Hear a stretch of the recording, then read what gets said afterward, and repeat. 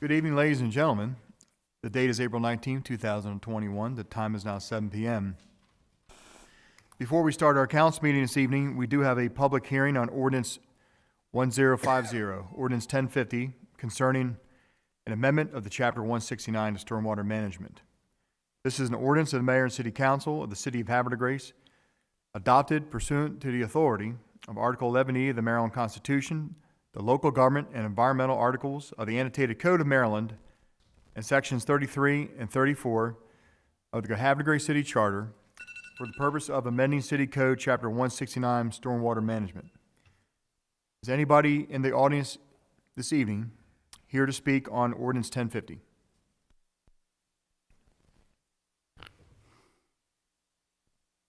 Okay. Are there any comments among the council members on Ordinance 1050? None. Okay. Without any public comment or comments from the council, I now call the public hearing on Ordinance 1050 to be closed. The time is now 7:01. Okay.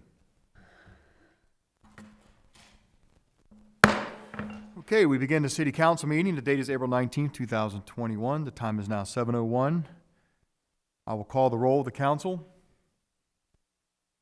Council President Glenn. Here. Councilmember Robertson. Here. Councilmember Martin. Here. Councilmember Ringsager. Here. Councilmember Boyer. Here. Councilmember Zinner. Here. Okay, all council members are present and accounted for. Ladies and gentlemen, can I please ask you to join me for the Pledge of Allegiance and opening prayer?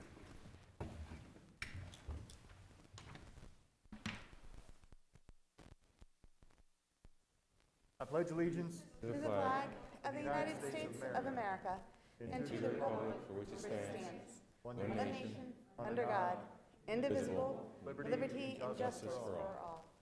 If I could ask everybody to kindly remain standing, I'd like to call forward Pastor Mary Whitehead of the Healing House Church of God. Pastor, it's a pleasure to have you in our council chambers this evening. Welcome. How are you? Oh, I'm great, and it's wonderful to be here. And it's good to see you again. Thank you so much. It's good to be out.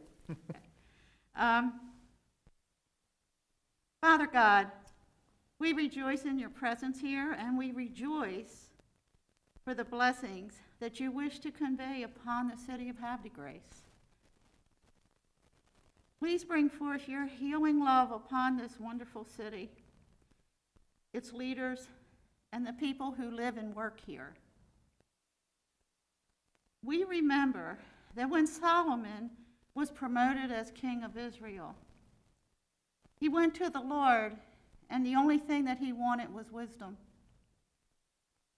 So Father God, today, or tonight I should say, we pray, Lord God, that you give the mayor and the leaders here of Havre de Grace a spirit of wisdom and understanding, so that they may lead your people and this city in the direction that is best for it.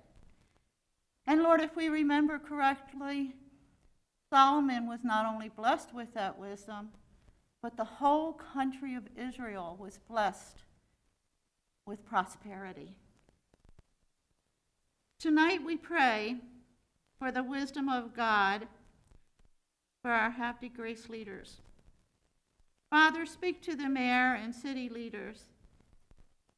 Give them that wisdom that can only come from you. Lord, I believe that you want to do something new and wonderful here in Havre de Grace, and you want to do it for its people. Thank you, Lord.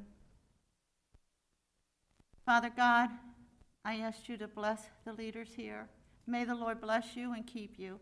May the Lord shine his face upon you and give you healing and peace and direction.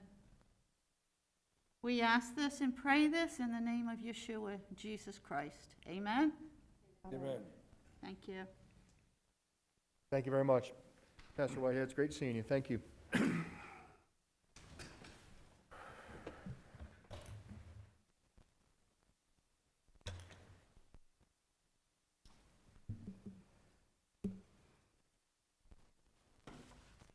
Okay, item 5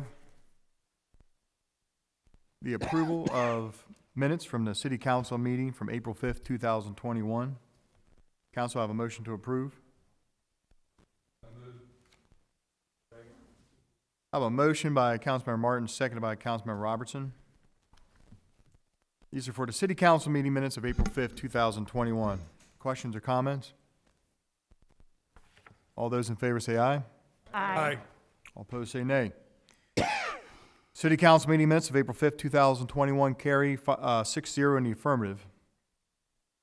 Item B, closed session minutes of April 5th, 2021. Council, do I have a motion? So move. Second. I have a motion by Councilmember Zinner, which is seconded by Councilmember Ringsacher. These are for the closed session minutes of April 5th, 2021. All those in favor say aye. Mayor? Aye. I just want to abstain from this vote since I was not present at that meeting. Not a problem. Councilmember Boyer abstains. I'm sorry, all in favor say aye. Aye. All opposed say nay. Closed session minutes carry 5-0 in the affirmative.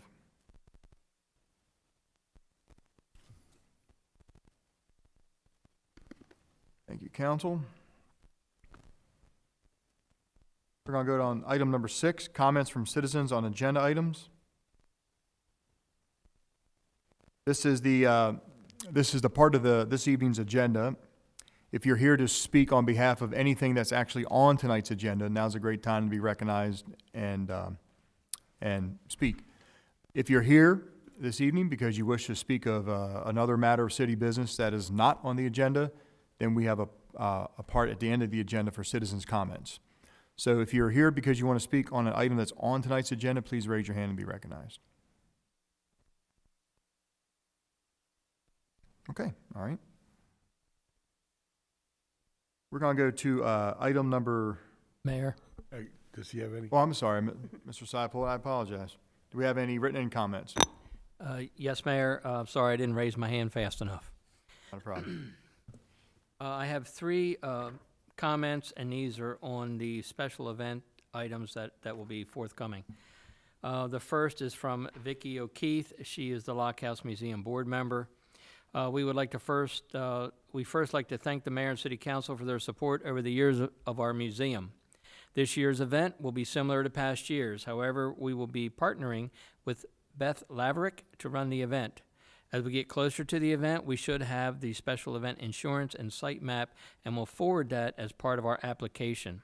Also, any COVID protocol necessary this fall will be followed.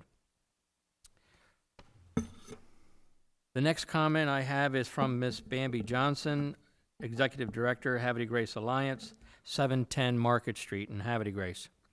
This is about the Waterfront Festival, August 21st and 22nd of 2021.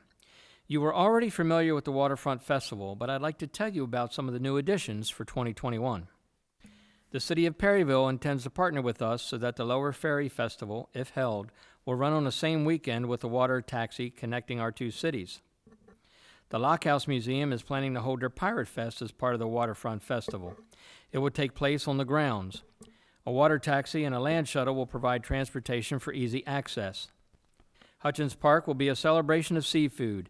Lots of seafood vendors and steamed crabs will be featured all weekend. A lighted boat parade is planned for Friday night before the festival as an official kickoff to Waterfront.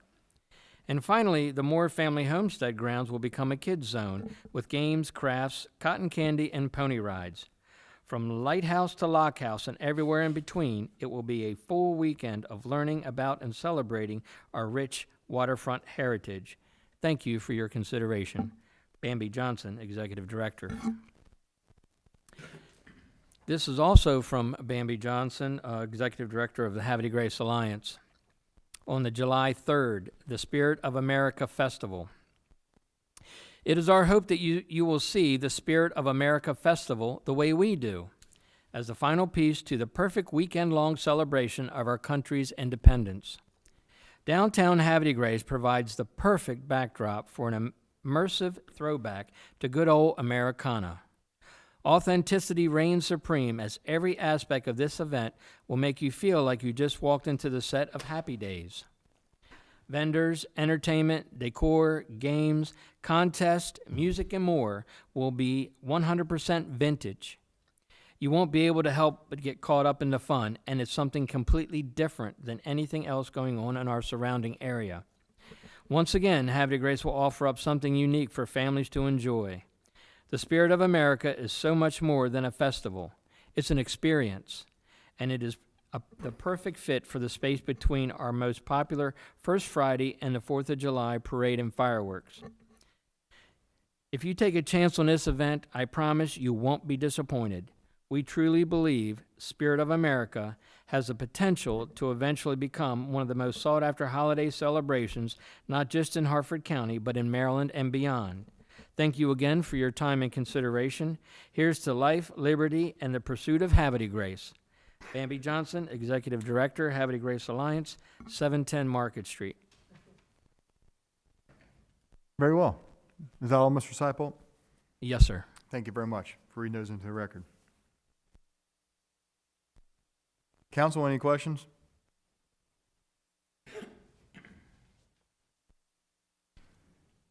Okay, we are going to go on to item 7 on the agenda, which is appointments. This evening, we have one new appointment to the Tourism Advisory Board, Ms. Stephanie Giordano. And I'm going to hand this motion off to the liaison to the Tourism Advisory Board, Councilmember Martin. Good evening, Mr. Mayor, Council. I make a motion to add Stephanie Giordano to the Tourism Advisory Board. Council, I have a motion by Councilmember Martin, seconded by Councilmember Robertson. Questions or comments on the appointment? Councilmember Martin? Stephanie's going to be a great addition. She's been attending some meetings, and now she wants to be more committed to the Tourism Advisory Board. It'll be nice to see her there and to have her represent the restaurants as well. Thank you very much, Councilmember Martin. Any other questions or comments? Okay, this is for the appointment of Stephanie Giordano. All those in favor say aye. Aye. All opposed say nay. Okay, motion carries 6-0 in the affirmative. Very well, Council. Item 8, oath of office. Council President, I understand that Ms. Giordano could not make it this evening to be sworn in. We will swear her in At a later date. at a later date. It's not a problem, but she's officially on the Tourism Advisory Board, and I thank Council for that appointment.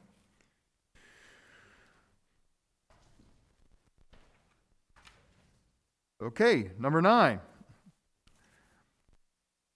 Presentations. We have a presentation from the famous Cat Club of Havre de Grace. I'd like to call forward Mr. Al Pederoff.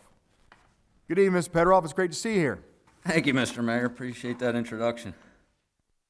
And it's been a while since I gave a presentation and thought it was appropriate to give you an update on how we're doing and some of the things we're thinking about. So I'll try to keep it as briefly as I can. At the end of my comments, I'm going to just ask you to look at just one little 90-second video. It's not really not long. Okay. Thank you, Mayor and Council, for your ongoing support of the Cat Club of Havre de Grace. It has been essential to our success, and it is much appreciated by our volunteers. We now have dozens of Adopt-A-Block participants, and our weekly meetings are always well attended, usually over 30 people of all ages, fanning out across the city, keeping the city litter free. Some of you may have seen our recent celebrity endorsement videos on Facebook, and they have definitely had a positive impact. We now have a Cat Club of Bully Rock. This group is comprised of about a dozen people right now, and they're meeting twice monthly. And we have we organized a Chapel Road and Bully Rock Parkway cleanup this Friday, the 23rd at 10 o'clock. If anybody's interested, the Bully Rock is going to provide a shuttle bus from the Residence Center, and we'll have our traditional buckets and grabbers for everybody. Last year, this event filled up 2 pickup trucks with roadside trash. It's hard to believe, something like that at the entrance of this prized gated community, but it's the truth. Cat Club has also inspired others to follow our lead. Right now, there are 2 towns in Pennsylvania that now have cat clubs. There's also the Rotary in Northeast has a cat club that takes care of Main Street. And the Cecil County Realtors in Elkton also have a cat club that takes care of primarily Elkton. So my report is largely positive, but also going to be honest. When I grew up in Philadelphia, I watched with sadness as once beautiful neighborhoods with amazing architecture deteriorated right before my eyes. The neighborhood where my 97-year-old mother still lives is one of them. The warning sign that this is coming is litter everywhere, and what follows is not pleasant. I've seen it in a matter of a few short years: graffiti, trash everywhere, boarded up windows, rampant crime, depleted tax base, and so on. So you kind of get the picture.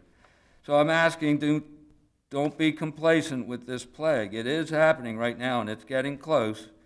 I personally feel determined to not let this happen to us.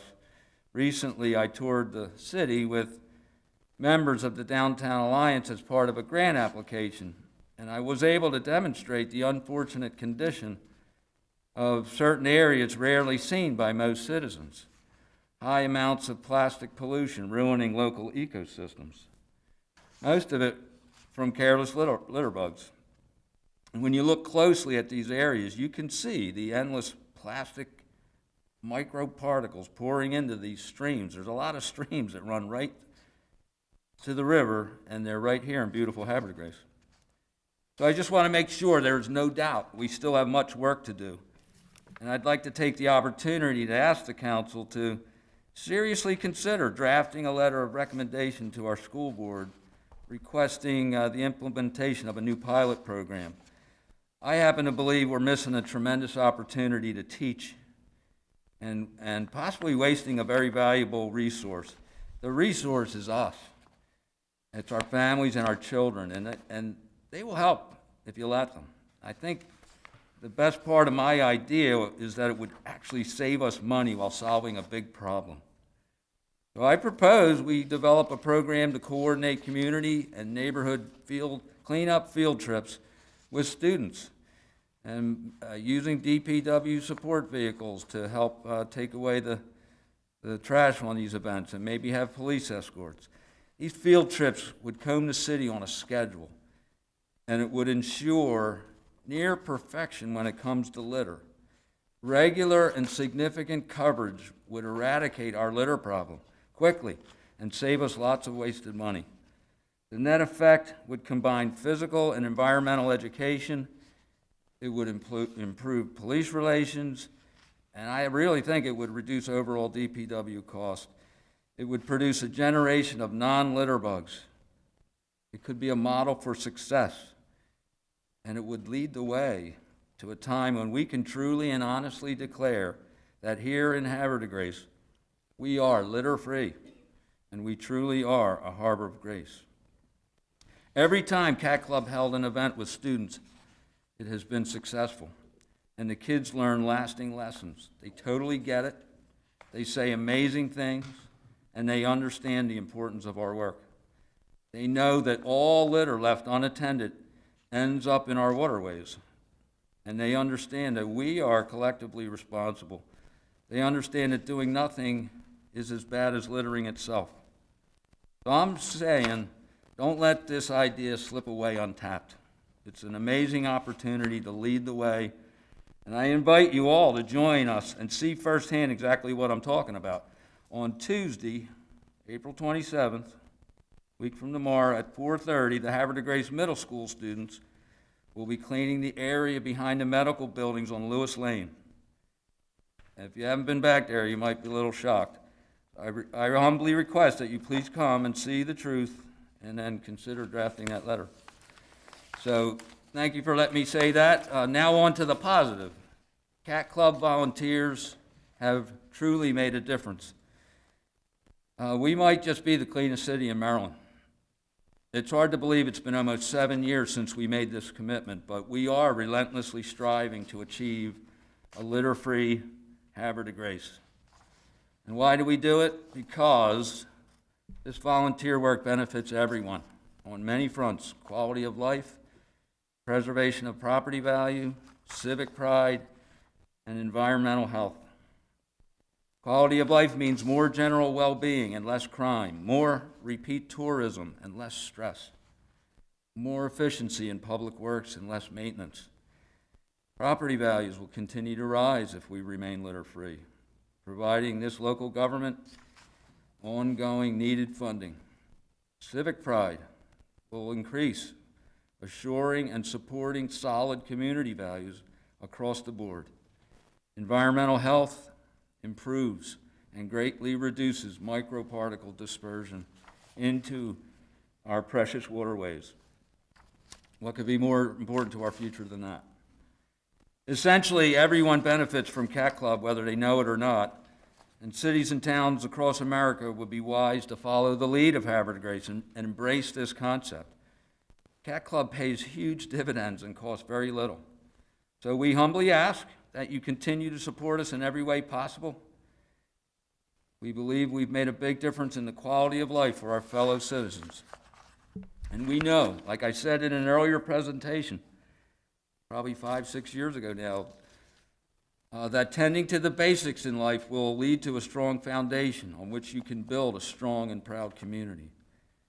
Cat Club alone cannot solve the real litter problem, but we can and we do demonstrate with civility that we all have a role to play.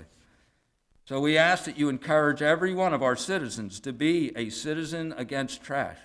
Be a cat at every opportunity.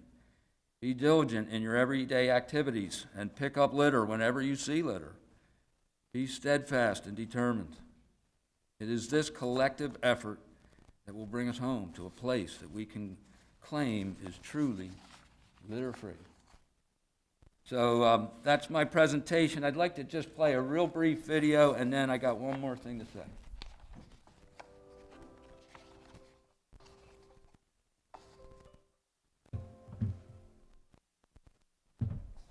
Hi, I'm Faith Andreen. Hi, my name is Ellie Andreen.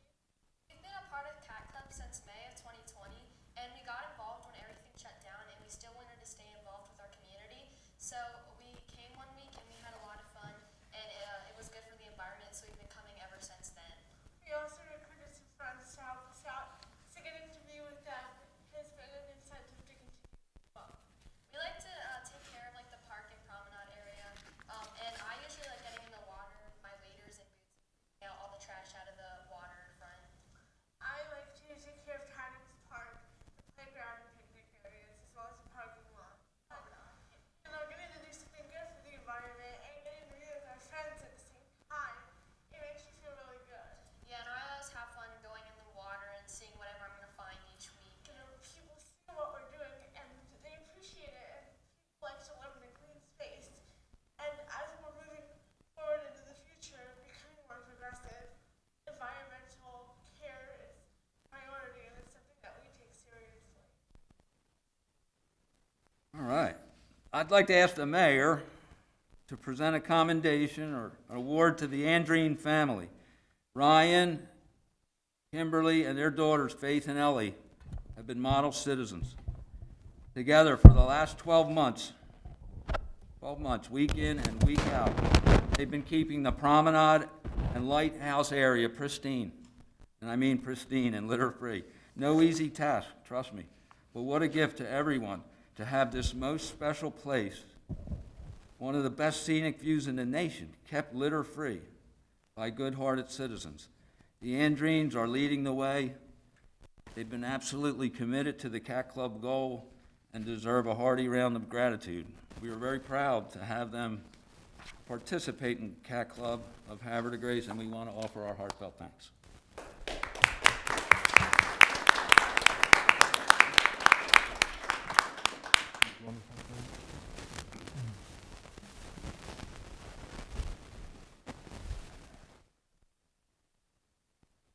Al, you want to join me? Thank you.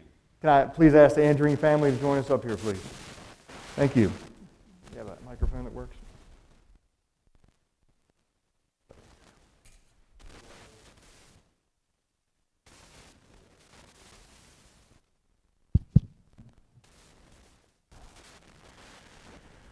Ellie, how you doing? It's good to see you.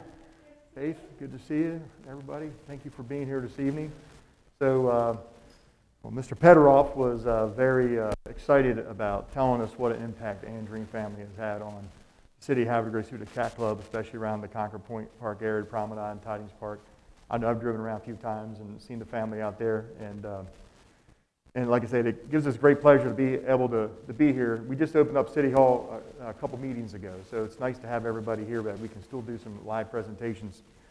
So I want to start off by saying, and the Cat Club, I don't know what we would do without it. Hold us one second now, so I'm not getting a double echo. I don't know what we would do without the Cat Club and Havre Degrees.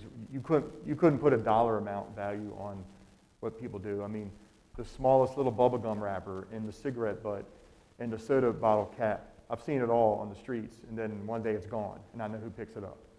You know, and it's just an immeasurable amount of service to the city.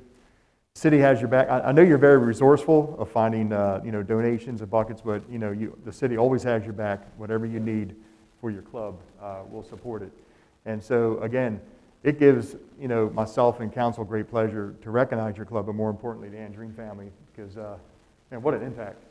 I'm telling you. So, if you don't mind, I'd like to read this into the record real quick, and then I want to take just a couple comments just from your words out to the general public about what the Cat Club means to your family. I asked Council President Glenn to join me.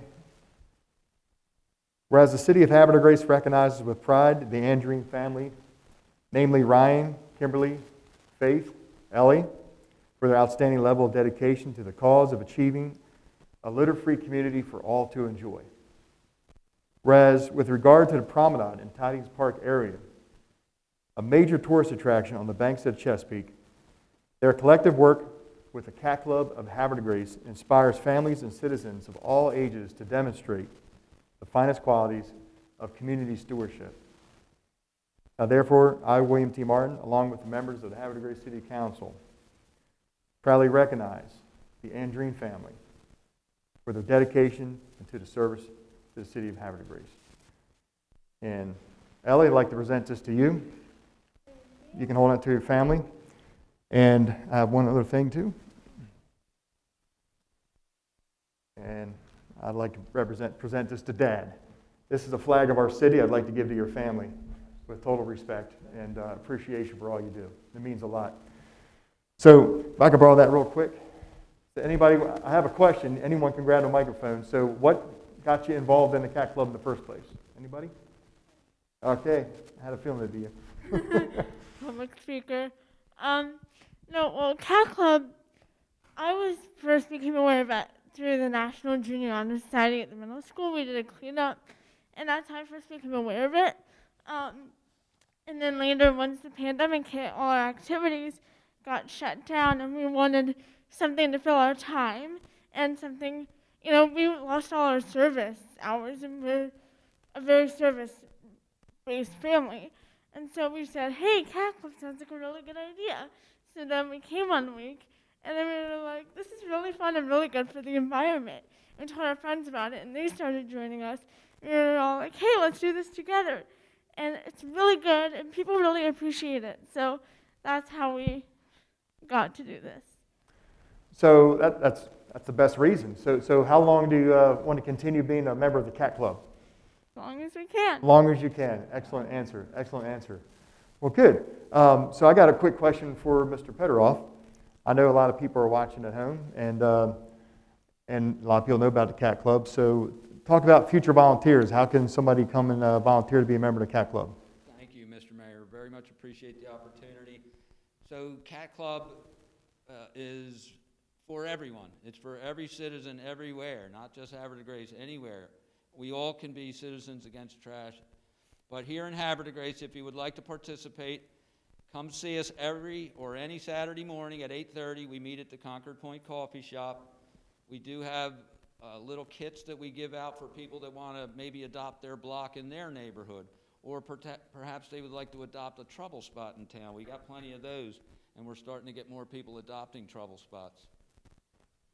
So you hear me okay? Okay, sorry.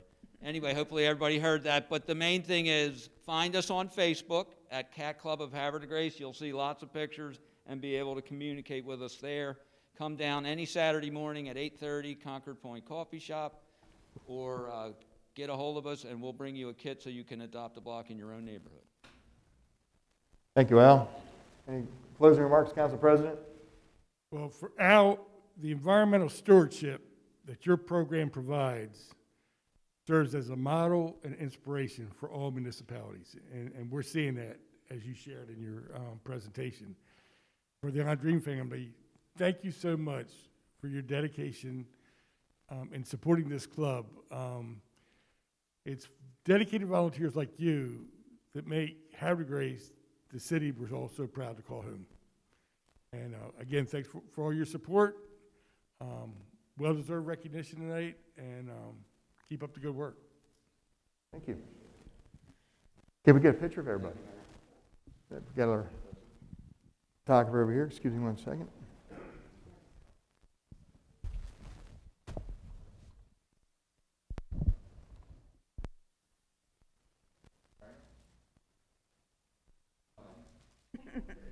Smize with your eyes.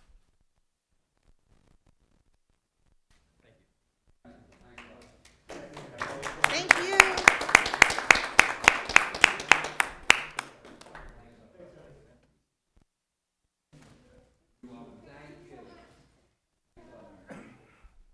Good job, girls.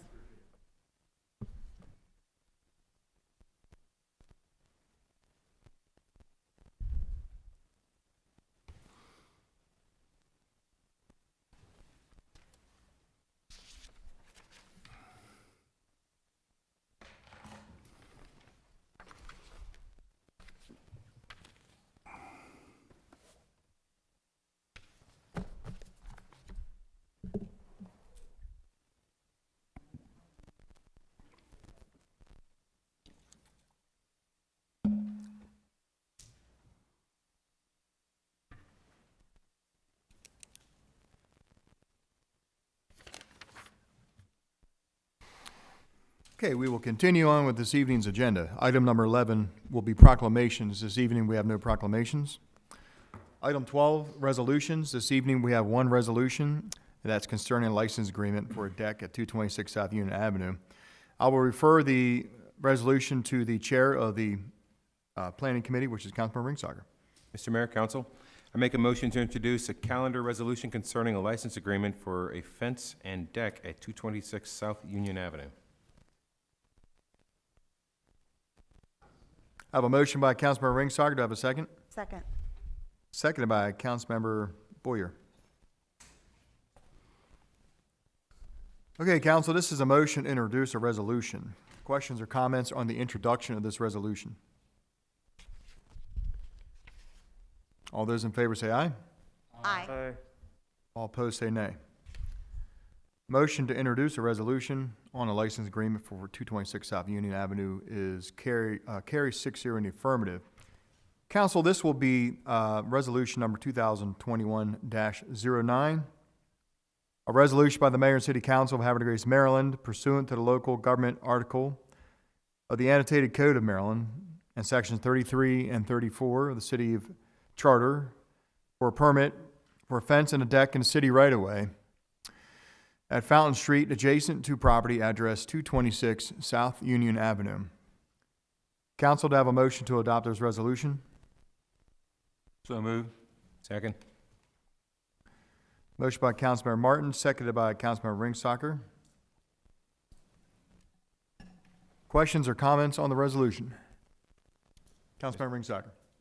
Sir, this fence and deck in question was pre-existing the current owners of the property. It was built by a previous owner, and now they want to do some renovations on it and do some improvements, and they found that it is in the city right-of-way, and they're asking the city to grant them the license agreement for the fence and deck in the right-of-way.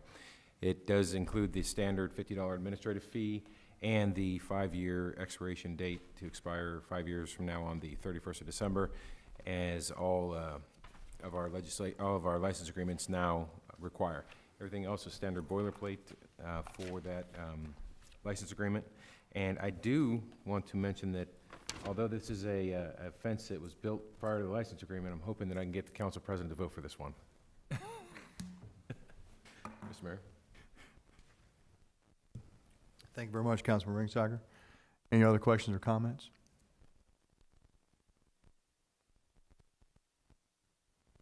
None? Okay. I'm going to do a roll call vote on this resolution, council. So this is a resolution for a license agreement for a fence and deck at 226 South Union Avenue. Roll call vote, beginning with Councilmember Robertson. Yes. Councilmember Martin. Yes. Councilmember Boyer. Yes. Councilmember Zinner. Yes. Councilmember Ringsager. Yes. Council President Glenn. Yes. Good job, Jimmy. Okay. Fair enough, with a roll call vote of 6-0 in the affirmative. License agreement for fence and deck at 226 South Union Avenue is approved by council. We're going to go to item 13, which is ordinances. This evening, we have one ordinance for first reading concerning a moratorium of the issuance of permits and other administrative action during the pendency of litigation. And this, I'm going to hand off to Council President Glenn. Thank you, Mr. Mayor. I make a motion to introduce for first reading an ordinance concerning a moratorium on the issuance of permits and other administrative actions during the pendency of litigation. Second. Council, I have a motion by the Council President, seconded by Councilmember Ringsager. This is a motion to introduce an ordinance on first reading. Questions or comments on the introduction of this ordinance? All those in favor say aye. Aye. All opposed say nay. Motion to introduce ordinance on first reading carries 6-0 in the affirmative. Council, we're gonna number this ordinance 1051. An ordinance of the Mayor and City Council of Havre de Grace adopted pursuant to the authority of Article 11E of the Maryland Constitution, the local government article of the Annotated Code of Maryland, and sections 33 and 34 of the Havre de Grace City Charter for the purpose of establishing a moratorium on the issuance of permits and other administrative action during the pendency of litigation. Council, I have a motion to introduce ordinance 1051 on first reading. So moved. A motion by Council President, seconded by Councilmember Robertson. Any other questions or comments? Council President? Thank you, Mr. Mayor. The purpose of this legislation is to provide a viable mechanism which allows the city to pause any further action such as granting of permits or city approvals on a temporary basis with respect to the party who is in current litigation with the city until such time that the matter can be resolved either by the courts or to an agreed upon settlement. This legislation is designed to ensure that premature actions are not taken until the litigation has in fact been resolved. Thank you very much, Council President. Any other questions or comments? All right, Council, this is an ordinance, so I'm going to do a roll call vote on the first reading. Councilmember Ringsager. Yes. Councilmember Boyer. Yes. Council President Glenn. Yes. Councilmember Martin. Yes. Councilmember Zinner. Yes. Councilmember Robertson. Yes.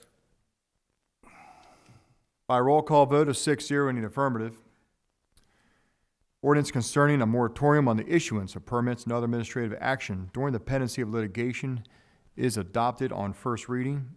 Council President, when would you like to have the public hearing? I have a public hearing on the 3rd of May at 7 p.m., next council meeting. Yes, sir. Sounds like a plan. Okay, so public hearing will be set for May 3rd at 7 p.m. prior to the next scheduled council meeting here at City Hall. Thank you, Council President. Thank you very much, Council. Okay, we go to item number 14, old business. This evening, we have no old business. Item 15, new business. We have some new business. We have 7 events that are on the docket. So you can tell people are itching to get outside a little bit and start doing some things in Havre de Grace. So here we go. We got 7 events. We're going to take each one individually, and we're going to start with Mr. Seipold. Thank you, Mayor. The first event for your consideration is the Mother's Day Waterfront Picnic. This event is sponsored by the Havre de Grace Lock House Museum. This is a one-day event on the Lock House grounds. The date of this event is Saturday, May 8th, from 11 until 2 p.m. They wish to begin setting up on Friday, May 7th, when the rental tents will be delivered. Cleanup begins immediately following the end of the event. The sponsors request the public restrooms be available and serviced during the event and to have staff available to handle the refuse containers. They anticipate about 300 people in attendance. Alcohol will be sold and will be managed by Larapin Caterers. Proper permits, staffing, and perimeter controls as required by the Liquor Control Board will be adhered to. There is no rain date. The public works expenses are $430, and there are no expenses for the police department.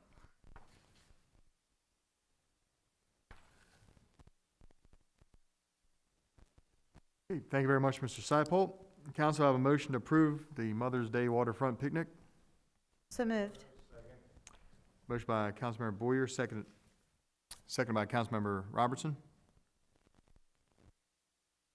Questions or comments on the event? All those in favor say aye. Aye. All opposed say nay. Mother's Day Waterfront Picnic, May 2021 is approved. 6-0 in the affirmative. Mr. Seipold. The next event for your consideration is an amendment to the Havre de Grace Jazz and Blues Fest. So this event, as you know, is sponsored by the Arts Collective. It's a multi-day event occurring in 2 locations around the city. The dates for this event are Friday, June 4th and Saturday, June 5th. The location includes a festival stage on Pennington Avenue between Washington and St. John and Lodge Lane, and the second location is at Concord Point. So the amendment includes closing Washington Street from Congress Avenue to Green Street and the 1 block of Pennington Avenue from Lodge Lane to Washington Street. On these closed streets, the sponsors would like to station vendors. They would begin set up at 9 a.m. and the event runs from 11 until 7 p.m. and then the breakdown concludes immediately thereafter. So the streets would be closed from 7 a.m. until 9 p.m. And that's the amendment to the Jazz and Blues Fest that was originally proposed and approved at a prior council meeting. Council, I have a motion to approve the amendment to the Jazz and Blue Fest. So moved. Second. Motion by Councilman Robertson, second by Councilman Ringsacher. Questions or comments? All those in favor say aye. Aye. All opposed say nay. Amendment to the amendment to the Havre de Grace Jazz and Blue Fest, scheduled for June 4th and 5th, 2021, is approved, 6-0 in the affirmative. Mr. Seipold. Thank you, Mayor. The next event is the Father's Day Waterfront Celebration. This event is sponsored by the Lock House Museum, and this, too, is a one-day event at the Havre de Grace Lock House grounds. It will occur on Sunday, June 20th, from noon until 5 p.m. They wish to begin setting up on the same day at 9 a.m., and cleanup would begin immediately following the event. They do request that the public restrooms be available and serviced during the event and to have staff available to handle the refuse containers. They anticipate about 300 participants. Alcohol will be sold, and the appropriate permit, staffing, and perimeter controls as required by the Liquor Control Board will also be adhered to. There is no rain date. The public work expenses are $510.63, and there are no expenses for the police department. Council, I have a motion to approve Father's Day Waterfront Celebration. So moved. Councilman Robertson, second by Councilmember Zinner. Questions? You got good hearing, Mr. Air. What's that? So you got good hearing, very acute. Yeah. That's a 50-50 guess. I heard noise in that direction, and I figured throw some names out and see how it worked. Okay. Thank you, Councilmember Robertson. Questions or comments on the event? All those in favor say aye. Aye. All opposed say nay. Father's Day Waterfront Celebration scheduled for June 20th, 2021 is approved by council 6-0 in the affirmative. Mr. Seipholt. Thank you, Mayor. The next event is the Havre Grace Spirit of America Festival, which you heard me speak about earlier. This event is sponsored by the Havre Grace Alliance. This is a one-day event for Saturday, July 3rd in downtown Havre Grace. The sponsor wishes to begin setup on Saturday at 9, and they'll begin at noon and end at 5, with cleanup commencing immediately following the event. They request street closures to be similar, like you would see on a First Friday, with the following exceptions. They would not be closing St. John Street nor Franklin Street. So in other words, they would be closing the 2 blocks of North Washington Street and the 1 block of Pennington Avenue. There is a rain date of July 5th for this event, same time, same location. Alcohol will be sold, and the appropriate permit, staffing, and perimeter controls, as required by the Liquor Control Board, would be adhered to. There will, in other words, there will be a beer garden that will be operated by McGregor's Catering, and they'll be located on Lower Pennington, like it was during the Ice Fest. The anticipated attendance is 7,000. The public works expense for this event are $860. The expenses for police department are $5,508.75. Okay. Council will have a motion to approve the Havre Spirit of America Festival for July 3rd. So moved. Moved. Motion by Councilmember Ringsacher, seconded by Councilmember Robertson. Questions or comments on the event? All those in favor say aye. Aye. All opposed say nay. Havre Grace Spirit of America Festival for July 3rd, 2021 is approved by council, 6-0 in the affirmative. Mr. Seipholt. Thank you, Mayor. The next event is the Waterfront Festival in Havre Grace. You also heard me speak of this earlier. This event is sponsored by the Havre Grace Alliance. It's a 2-day event occurring on Saturday, August 21st, and Sunday, August 22nd. The event would run from 2 p.m. until 7 p.m. on Saturday and from noon until 5 on Sunday. The event would occur at 2 locations, Concord Point Park and at the Community Pavilion at the Frank J. Hutchins Memorial Park. The sponsors request street closures at Concord Point Park from Lafayette, beginning at Young Street and wrapping around on the Concord Street, culminating at Alliance, like we do usually that dog leg right around the lighthouse keeper's house. The streets would be closed from 11 a.m. until 8:30 p.m., and on Sunday from 9 a.m. until 6:30 p.m.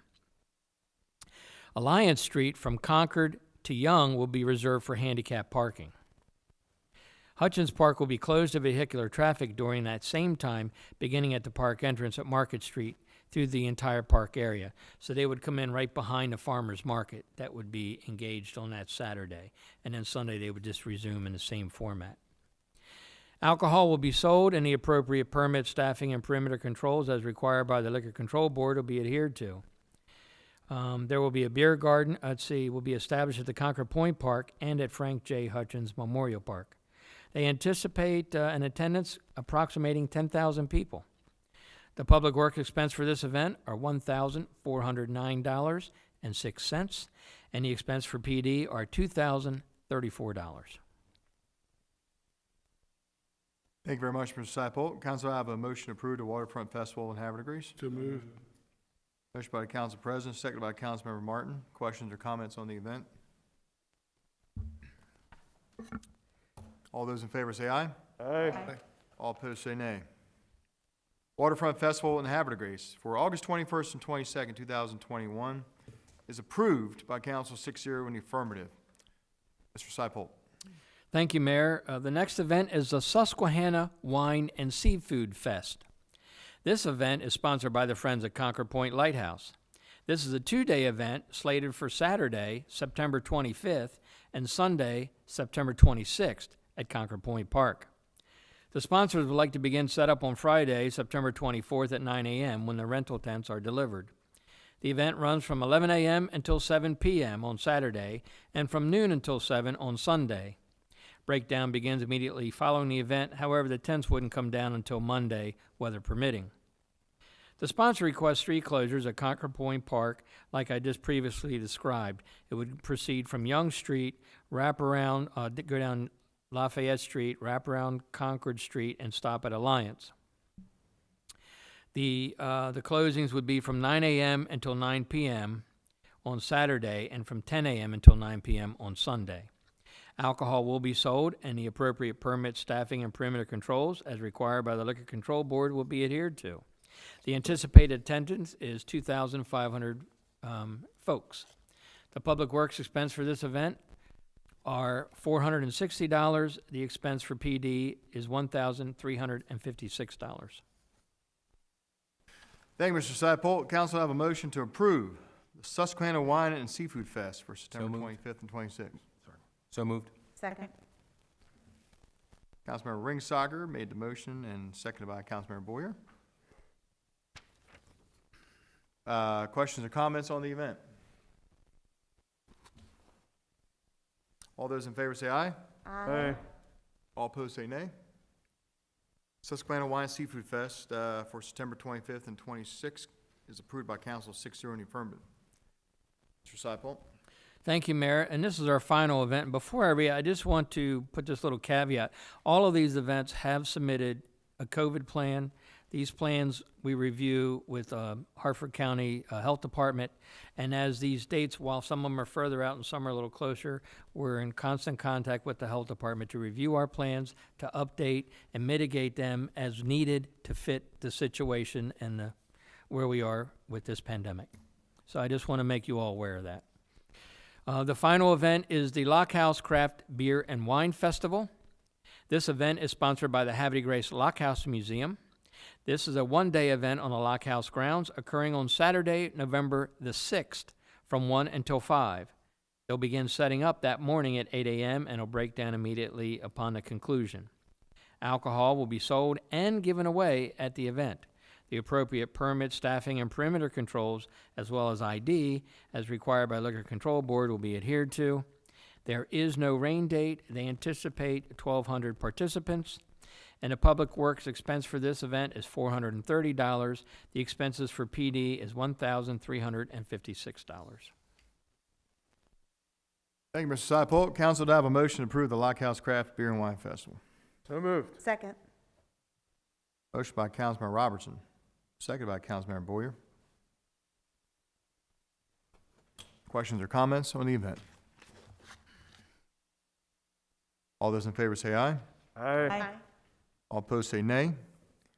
Lockhouse Craft Beer and Wine Festival is scheduled for November 6, 2021 at the Lockhouse. Carries 6-0 in the affirmative.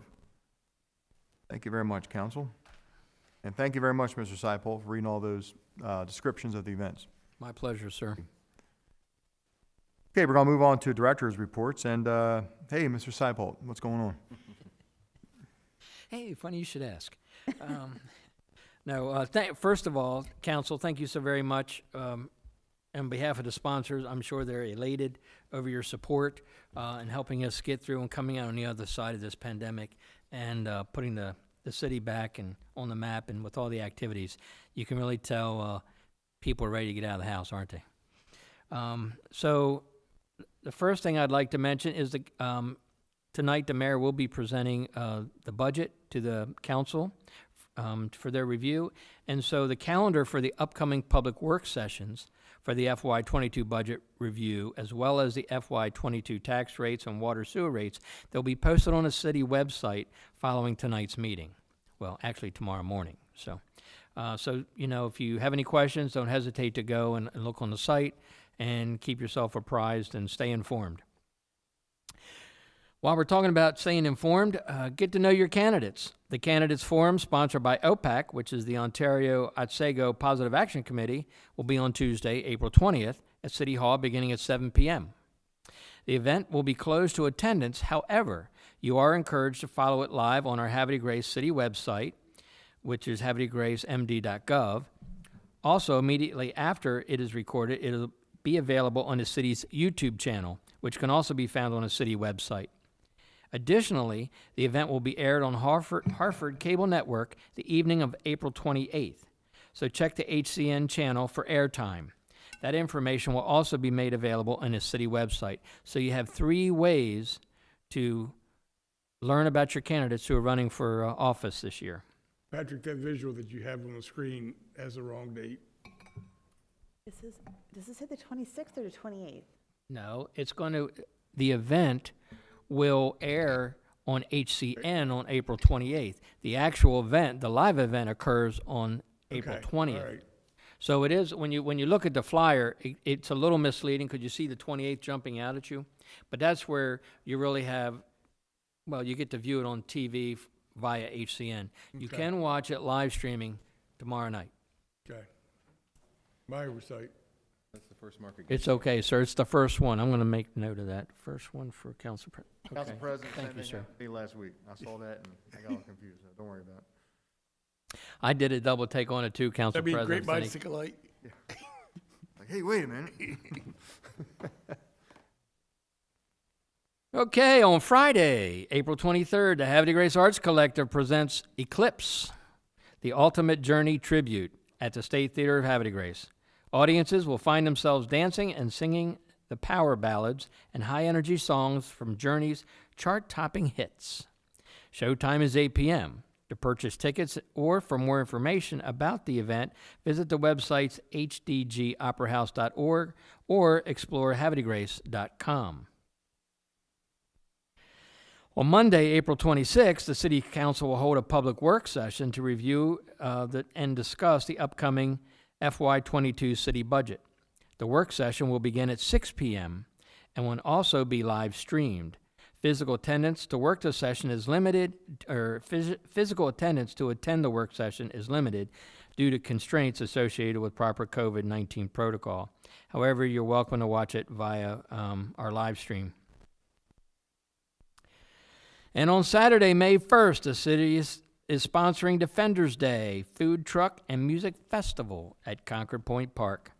In addition to plenty of assorted foods, craft beer, and other assorted condiments, the Havre Grace Arts Collective will be presenting Dawn's Early Light, true stories from the 1813 British attack on Havre Grace at 2 p.m.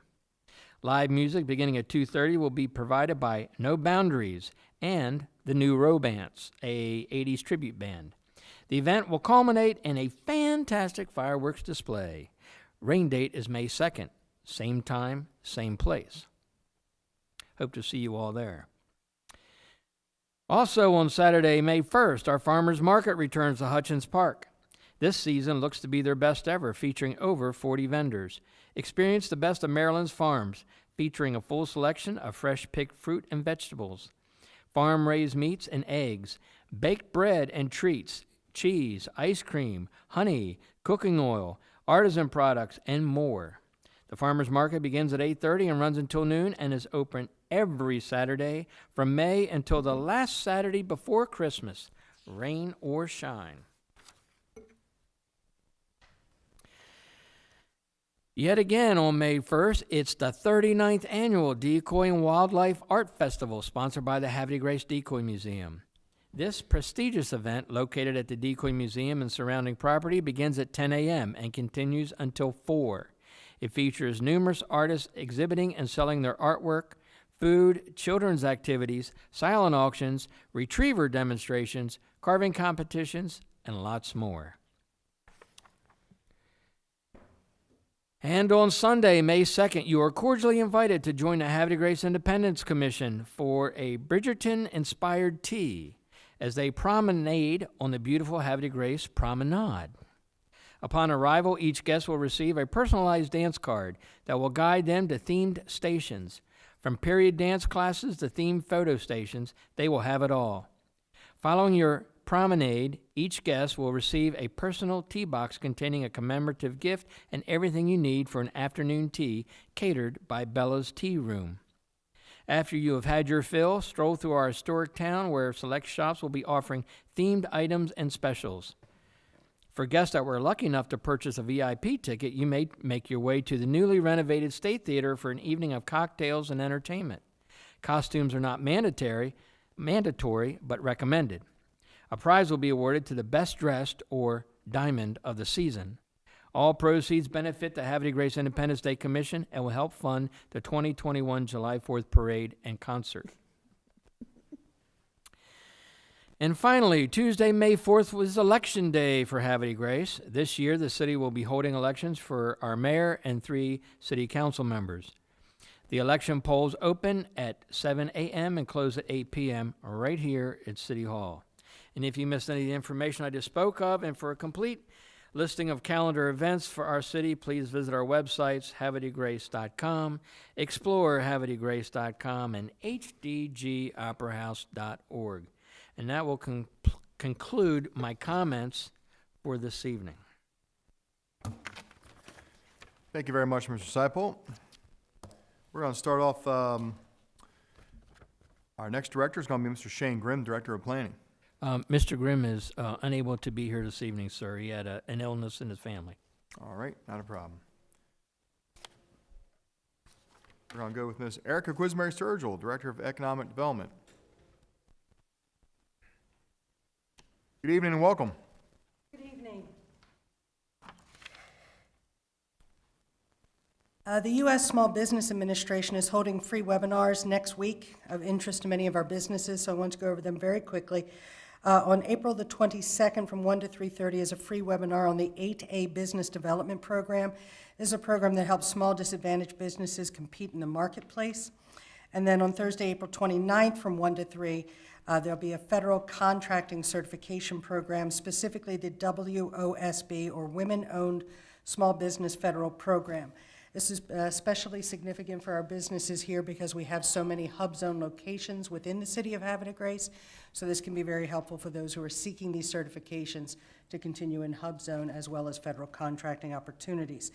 Any of those can be found on www.sba.gov. It is also crucial for our businesses to be aware of these programs because of the hub zone, which has been designated since 1996. And we do have 2 of those here. So you can actually find those on the SBA website under Hub Zone itself. And then Harford County Economic Development is also distributing additional funds to local restaurants through the State Restaurant Assistance Grant, the amount to be determined by the total number of applications received. Those applications are due by April the 28th at 5 p.m. You can visit harfordcountymd.gov under the COVID-19 Business Relief Grants. We also have these links on the city's website, of course, but just so that everyone is aware of these restaurant grants, there's also one for hotels, which does include B&Bs, as well as a nonprofit relief grant. That one won't be due until June 4th. And I just wanted to, with your indulgence for a moment, Mr. Mayor, to give you an idea of some of the monies that are coming through Harford County, Havre de Grace Economic Development, and being passed on through Maryland and federal programs. To date, small businesses received 1,461 grants in Harford County for a total of $10,995,000. 113 farm relief grants in Harford County for $282,500. Business owners received 1,039 grants for a total of $5,195,000 in the second round of stimulus. There are 192 child care provider grants for $1,444,000. 224 round 1 state restaurant relief grants for $1,758,000, 256 round 2 restaurant grants for $1,055,000, and 32 hotel relief grants equaling $1,005,000. This rates to about 3,540 grants for a total of $24 million in Harford County, including Havre de Grace. So there's been a bit of work getting all these grants out there and getting all the programs to people. But it's working. Our businesses are still open and growing. Excellent. Any questions, Ms. Quisenberry? Excellent work. Thank you so much for all you do. Yes, I know you've been busy lately. I appreciate it. Thank you.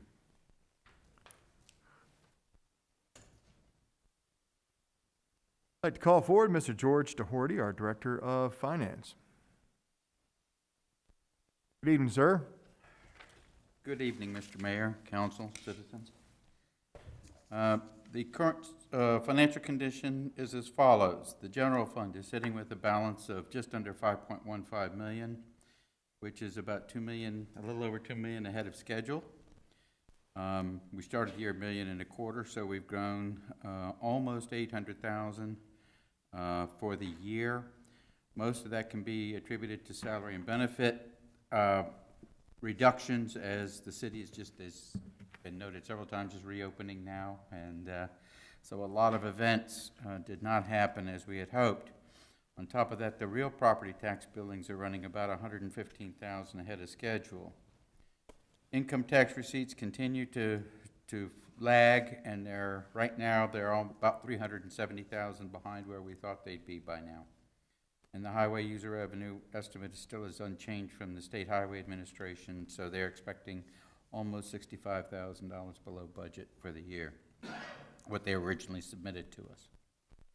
Fund 9 is sitting at a small deficit of $120,000, and it has decreased by $425,000 for the year. That is actually $200,000 better than what I reported to you 2 weeks ago. So it is coming back, but I do want to, as you will, not to let the horse out of the barn or whatever, let the cat out of the bag too soon. Our expectations is that will actually decline by the end of the year as we move forward with some capital projects that we don't expect that we originally had gotten funding for, or we thought, and it did not materialize. But we do have plans, and we expect by the end of next year to be back going to what we've got. We've got it planned, as you will shortly see. The operating profit so far is just a tick over $1.9 million. To that, add $2.15 million in capital fees for the Water and Sewer Fund, and we have spent just under $4.5 million in planned capital projects and debt service payments, accounting for the $120,000 loss for the year. The Marina Fund is sitting at just over $1 million, and it's increased $215,000 so far this year. And another note, we are planning to do some capital projects with the marina, so our expectation is that will decline, but for us investing that in the infrastructure as we should moving forward.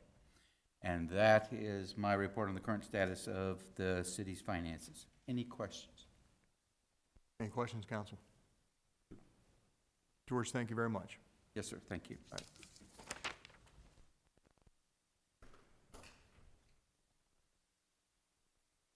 I'd like to call forward Mr. Tim Whitty, Director of Public Works. Good evening, Mr. Whitty. Good evening, Mayor and Council. Just a couple things here. That paving for BG&E for this phase will be should end this week. They should finish up, weather permitting. Hopefully, I think it's going to stay dry for the rest of the week and warm, and they'll be able to complete the paving. They've done all the curb work. Again, it's been a really good pleasure working with Baltimore Gas Electric Company. And I think they're going to start the next phase. We talked about that, and I think that's might start later this summer. As far as all the capital projects go that we were working on, pretty much have everything to the contractors for bids. Green, Wilson, and Old Bay Lane. We had a pre-meeting, pre-bid meeting last week. Francis Street and Commerce, we're waiting on the contractors to come back with their prices. We got to talk to you of Aberdeen to Havre to Grace Water Line, or Havre to Grace to Aberdeen. That's going to start May 3rd. I got everything in line as far as the inspections and all, but the only hitch is going to be with materials and pipe delivery. So that's going to be, could be an issue. We have a kickoff meeting, as I talked to you before. The 20-inch force main that comes out of the main pump station is probably built in 1960. It's never been inspected, and so we're going to do an inspection. They have this ball they're going to stick down in through the pipe, start at the main pump station, it's going to run through. So basically what it'll do is give us, I think I talked to you about this before, give you the exact location, and then it's going to measure sulfuric gases. And so usually you get pockets of sulfuric gas in different, and that is where you could possibly see signs of corrosion of the pipe. And then we'll do some core testing there to determine, how the thickness of the pipe and whether or not that becomes a capital project where it has to be lined or and such. Obviously, that's something of a real main concern, as I said before, due to the, obviously, if everything that comes from the city goes there and goes down to the station, so it could be having that break would be a serious problem, so we're definitely gonna take a look at that. The intake pipes, we had issues with getting prices on that, and we're sent that out today, back out on our website, and we contacted 10 contractors, to try to get bids on that project, see if we can get the number down a little lower. It's gonna be to the point, I'm just gonna look at the previous numbers and see, but it might just be, it is what it is. I know usually the engineer's estimate was like 750,000, and we haven't even come close to that. It's been over $1 million each time that we've bid the project. But I think depending on those numbers, it just is what it is, and we're just gonna have to bite the bullet and use a little bit more of that bond money towards that project. And then the tank replacement that I talked about before, the delivery date on the tanks is 30 weeks. And in order, so I need to just get the contractor in line just so they can order the materials, because even at 30 weeks, puts us in sometime around February to start that project. So we can't delay anymore. So it's kind of, I know we were talking about holding that off to the summer and then bidding it out, but just based on the acquisition of materials, construction materials, it's just so difficult that I need to kind of get ahead and get the contractor, get them on board. They can order the tank, and then we just move from there. So the only really couple projects, the solid handling facility, I'm coming in I should have 100% drawings, and then we'll move in the construction bid for that in the next month. Lewis Lane, I'm still going through the state, and there's Patrick's been helping me out with that, trying to get, I guess with the COVID issues and the response times, just been dragging.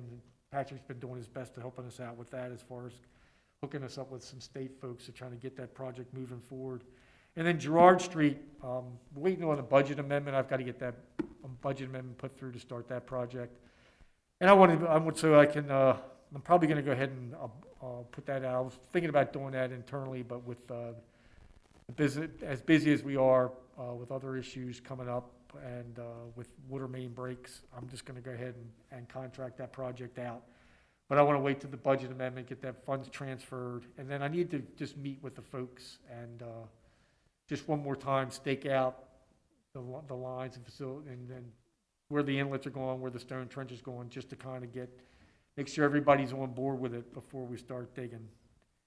And so that's pretty much what I got going there. I've got a couple other projects I'm working on in anticipation of the funds that we're getting for infrastructure. So I sent out requests for proposal for the design and upgrades of the water line from Warren Street, the intersection of Warren and North Stoke Street, down Warren Street up Juniata to the Graceview water tank. That needs to be upgraded. It's 1960 vintage stuff. And part of the development on the hill up there required in the model was that to be increased in size from 12 to 16 inch. It'll help actually help with the water treatment plant too, and decrease the amount of pressure it takes to push it uphill by enlarging the size of the pipe. So with that, I can answer any questions anybody has. Thank you, Mr. Woody. Council, do you have any questions for Mr. Woody? Good. All right. Thank you for the very thorough update, All Mr. right. Woody. We appreciate it. Thank you. Appreciate it. I'd like to call forward Chief Teresa Walter. Good evening, Chief. Good evening, Mayor and Council. I want to just mention this year's National Night Out. It might seem a little bit early because it's April, and National Night Out is always the first Tuesday in August. This year will be on August the 3rd. I just want to bring it to everybody's attention because last year with the COVID-19, they canceled National Night Out, but so far it looks like we're pretty good. We're right on schedule for this year's, which again is August the 3rd. And if you're not familiar with National Night Out, it's a great community police initiative. It's a great way to get with your neighbors if you have brand new neighbors and you've never met them before, or even just to reunite with neighbors, especially since we've all been housebound, so to speak. It's a great opportunity to meet with them, to meet with us, and we talk about everything from crime prevention to community issues or community problems, and we try to solve them with the community. It's not just us, but also with the community. Because if we work with the community, we have we have a tendency to see that these things are sustained as far as fixing problems. And some of the programs that we also talk about with the communities are Neighborhood Watch, Dog Watch, that is Dog Walker Watch. You know, we've got to have a lot of people that walk their dogs and they see a lot of things and they give us a call if they see an issue or problem, which is phenomenal, which is really, really great. We do community cleanups with different neighborhoods. Notably, like the Housing Authority, they have a really good community cleanup, and we work close with them. The Housing Authority also has a really good program in their Success Project, so we also try to work with them and sponsor those families and do whatever we can to help them out. How do you do Neighborhood Watch? It's very, very simple. I've seen everything as easy as what we call porch parties. People just stand out on their porches or in front of their houses, that type of thing, and they have beverages, not alcoholic beverages, hopefully, but beverages, lemonade, punch, that type of thing, and kids have lots of games, and we do cornhole and again, those kinds of things. And I've seen something very, very elaborate, like big festivals with bands and music and all kinds of things. And not only do a lot of the communities get the police involved, but we also get, fire, EMS, which is a really, really good, turnout. So again, that's something to think about. If any neighborhood wants to go ahead and do National Night Out, but they're not really sure how to do it, they can call Corporal Ken Terry at 410-939-2121, and we will work with the neighborhood to put on their National Night Out. And again, it can be as easy or as elaborate as they choose to do that. So the other thing that I wanted to mention is, again, it's that time of the year. It is the National Prescription Drug Take Back, and it is this Saturday, the 24th of April, from 10 a.m. to 2 p.m. at our police station. You can, if you have any drugs that you no longer need or use, we would like you to, instead of depositing them down the sink or down the commode, we would rather that you go ahead and just turn them into us. You can come on into the police station. If you want to do it that day, that's great, but we've reopened the drug box in front of our building. And you can do that at any time. You don't have to wait till the 24th. You can do it today, tonight, anything like that. So we really do encourage people to dispose of those pharmaceuticals that they're no longer using. The other locations that are involved is, of course, the county office building located at 220 South Main Street in Bel Air. The Bel Air Police Department, they also are also participating in the drug take-back, and they're located at 39 North Hickory Avenue. And, of course, us at 715 Pennington Avenue here in Havre de Grace. Wegmans is also getting involved. They have actually for the last, I believe it's 2 years, which is phenomenal. We really appreciate Wegmans doing that.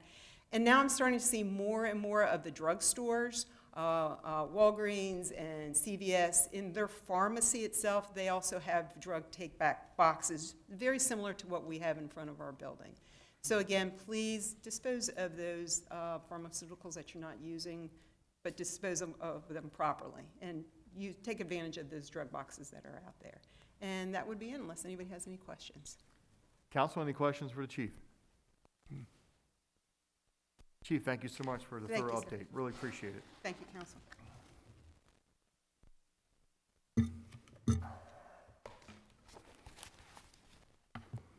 Okay, we're going to move on to business from the mayor's office.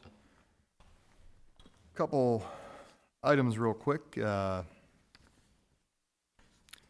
Just want to remind people, I know Mr. Seipold touched on this, Defenders Day celebrations coming up May 1st.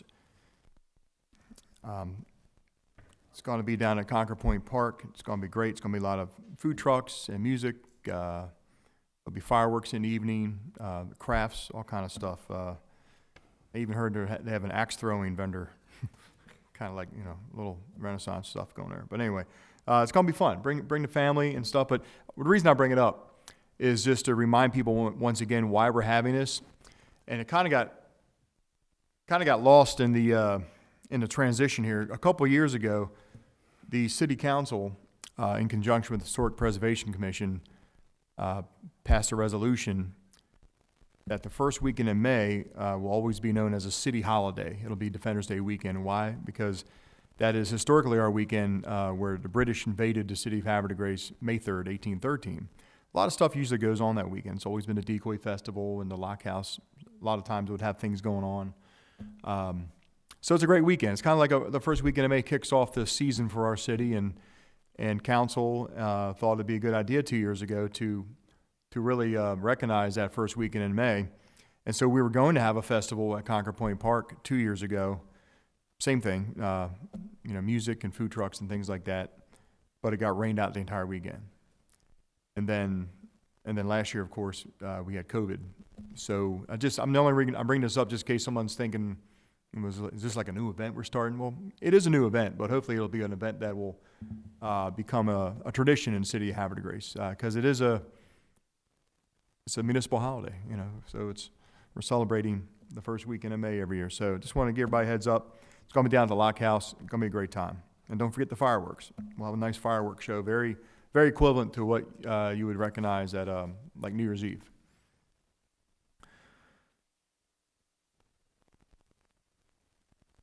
So one of the hot topics in the city of Havre de Grace the last couple of weeks has been some talk coming from the Board of Education about redistricting and balancing out the school enrollment throughout the county of Hartford County.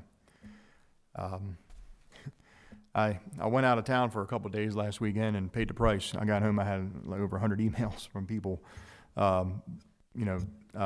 concerned about it, reaching out to my office. And, I tried to respond to as many as I could. I didn't get back to all of them yet, but I did put out a statement. And I want some folks to know who aren't 100% familiar with this. The school does this from time to time. They look at enrollment for schools. Sometimes you have schools in given areas that are at or over capacity, and sometimes you'll have neighboring schools that are below capacity. And so this isn't something new. This isn't Hartford County Public Schools, just arbitrarily saying, hey, let's just go ahead and make a lot of parents angry at us. I know that's not what they're trying to do intentionally. But this is the beginning of a process. So apparently they hired a firm from the West Coast, consulting firm, to examine our enrollments and make suggestions. And from what we heard from the meeting, the firm actually hasn't been here yet physically because of COVID. They've just been looking at numbers and making some preliminary suggestions. And of course, when it comes to schools, and I know because I have 3 children, when it comes to schools, parents are very concerned about the school their kids go to, and it has everything to do with where you ultimately decide to buy a home and raise your family. I'm extremely proud of my community and the parents of my community that they feel so strongly about our schools, they're willing to fight for them, and I feel the same way. All of our schools in Havre de Grace are phenomenal schools. There's been suggestions that, perhaps with Havre de Grace Elementary School and Meadowvale Elementary School being at or over capacity, that there could be an overflow to Roy Williams, which is at 67% capacity, and that remains to be seen yet, what decision is going to be there. Also, there's concern that if you do go to Roy Williams would be a feeder school to Aberdeen Middle School and Aberdeen High School. Then your kids get to work with me. I'm kidding, I'm joking, bad joke. Hey, you're from Havre de Grace. Anyway, but what I want to tell parents right now, this is very early in the process. They won't even be voting on this till the winter of 2022. This is information gathering. My primary concern is and I can tell you this, and I can speak for the council, I'm sure they'll say something. We will fight to make sure that kids stay in Havre de Grace. And that's something we've worked really hard for. I can't ultimately speak for how elementary school is going to go, because at the end of the day, don't you want your kids to be in a small class in elementary school to have that one-on-one attention? But, when it comes to middle school and high school, if you live in a 21078 zip code, city of Havre de Grace, we will do everything we can to make sure the Board of Education knows you go to Havre de Grace Middle School and High School. We worked hard for that as a community. Everyone did. To get that new high school and middle school. I'm not even saying that's on the chopping block. I'm not even saying that, it might not even be it might be a moot issue. But no matter, because they haven't even released the findings yet for how the elementary school shift would eventually affect secondary schools yet. But You know, I just want parents to know a couple things. One, there's plenty of time. This just started. You got to have discussions at some point, and I understand the passion people have for their children's schools. I encourage every parent to let the your Board of Ed representatives and your county council know that you're aware of what's going on. You know, just continue to be, you know, vigilant. In other words, just send emails from time to time. Just let your Board of Ed rep and your county council know that you know what's going on and you're following it. I've been a teacher for 22 years. I guess I could say when it comes to the Board of Education, they're responsive to vocal parents.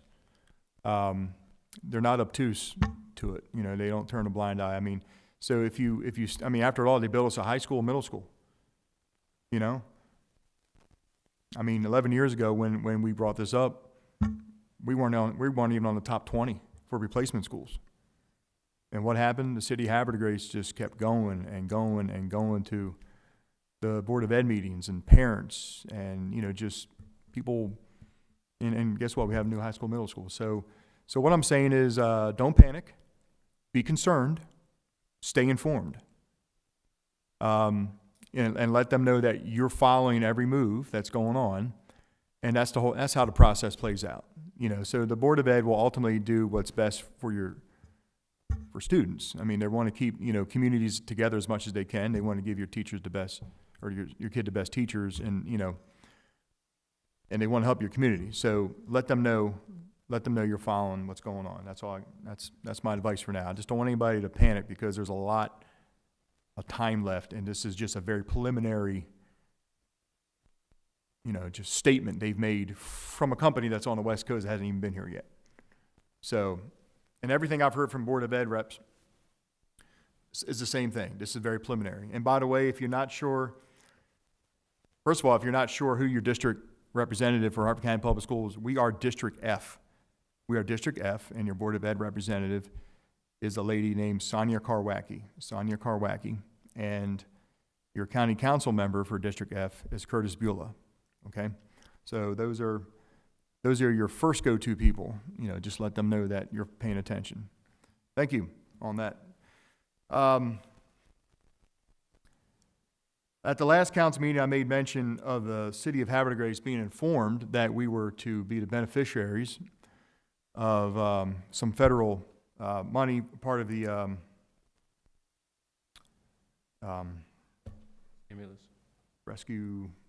American Rescue Plan or something like that. I forget the name of it. They all got different names. CARES Act, Rescue Act, all that stuff. But anyway, that $1.9 trillion that was passed a couple of months ago, Havre Grace and every city in the United States is receiving money. I believe Bel Air was slated for $8 million, Aberdeen's $13 million, and Havre Grace is slated for 11.7. So preliminarily, that was a formula based on percentage of your budget. I've tasked my chief of staff and other members to follow this National League of Cities on the conference calls weekly to see if there's any changes. That may change to a formula that might be based on population. So when I say 11.7, could be less, could be more. We're not going to look a gift horse in the mouth right now. I mean, we're supposed to get it in 2 installments, one in the next couple months, and then about 12 months after that, the second half. So I just want to, it says there was an article in the paper, and I've been very fortunate to receive a lot of emails on how to spend the money. So, so we are, and all emails are welcome. I mean, we're all tax-paying citizens, and this is all of our money. And our grandkids would be paying this off forever. So anyway, so if you have any ideas, like I say, reach out to your council member, reach out to the mayor's office. Just let me remind you, we can't use the money to lower taxes. We can't use it for employee pensions. It's also limited in scope on some infrastructure, but we are able to devote it to water and sewer infrastructure, though. Road paving and things like that, we're still looking on guidance from the uses of it. And there's all kind of uses coming out. Like if you're a big government, like a county over 50,000 people, you can use it for some things. If you're under a certain amount of population, you can only use it on other things. It's like they passed this money and then now they're making up the rules. So it's like, so we're trying to follow the guidelines. We don't even have the money yet. But I'm just letting the citizens know, because I know that people know about it now. There was an article in the paper, people are talking. We don't have the money yet. We're still looking for the guidelines. I still commit to you that whatever council ultimately decides to do, it'll be something that we can justify for the benefit of the greater good of the community. But we're really eyeing up a lion's share of that going to water and sewer, because that has been, we have said for the last, decade, that's been the biggest issue facing our city. And some of it will go to other projects that could aid in economic development, industries that were impacted by COVID. So I'll just keep you updated as that moves on. So speaking of money, tonight's the night that I'm gonna hand council the budget. Traditionally, the budget gets put into the hands, the preliminary draft budget gets put into the hands of council the second meeting in March. In Annapolis this year, there were a multitude of pending legislative bills that could have altered local municipal budgets. In other words, unfunded mandates. We kind of got through the Annapolis session without really affecting too much of the budget. There's other bills that passed that still need to be figured out. But, right, Chief? But we're looking into, but as far as monetary obligations go from Annapolis, I think the budget I'm going to hand council this evening is good. So I did delay the release of the budget by 1 month, just so we wouldn't have to go back and make a lot of additions. The $11.7 million that we're slated to get is not reflective in the budget. When we receive that money, it'll be amended and added to the budget later by council. So the budget I'm handing the council this evening is basically based on your tax revenues and grant money, and we're getting significant grant money, including remainder of the bond, remainder of the $15 million bond that was received back in February 2020. So, council, I'm going to hand you the budget.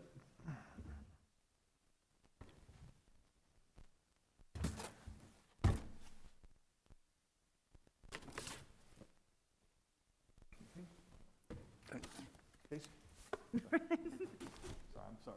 Disc golf. James? No, thanks, I gave it to the office. Thank you. Board?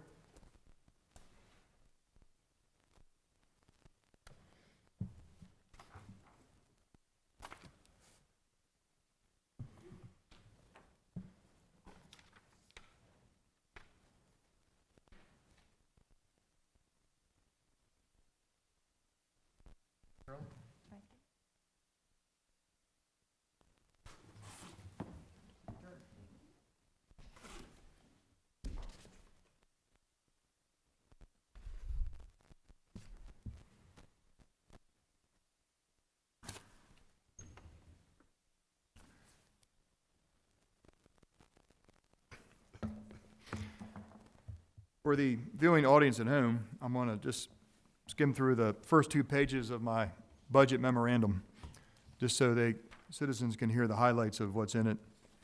If you want to see the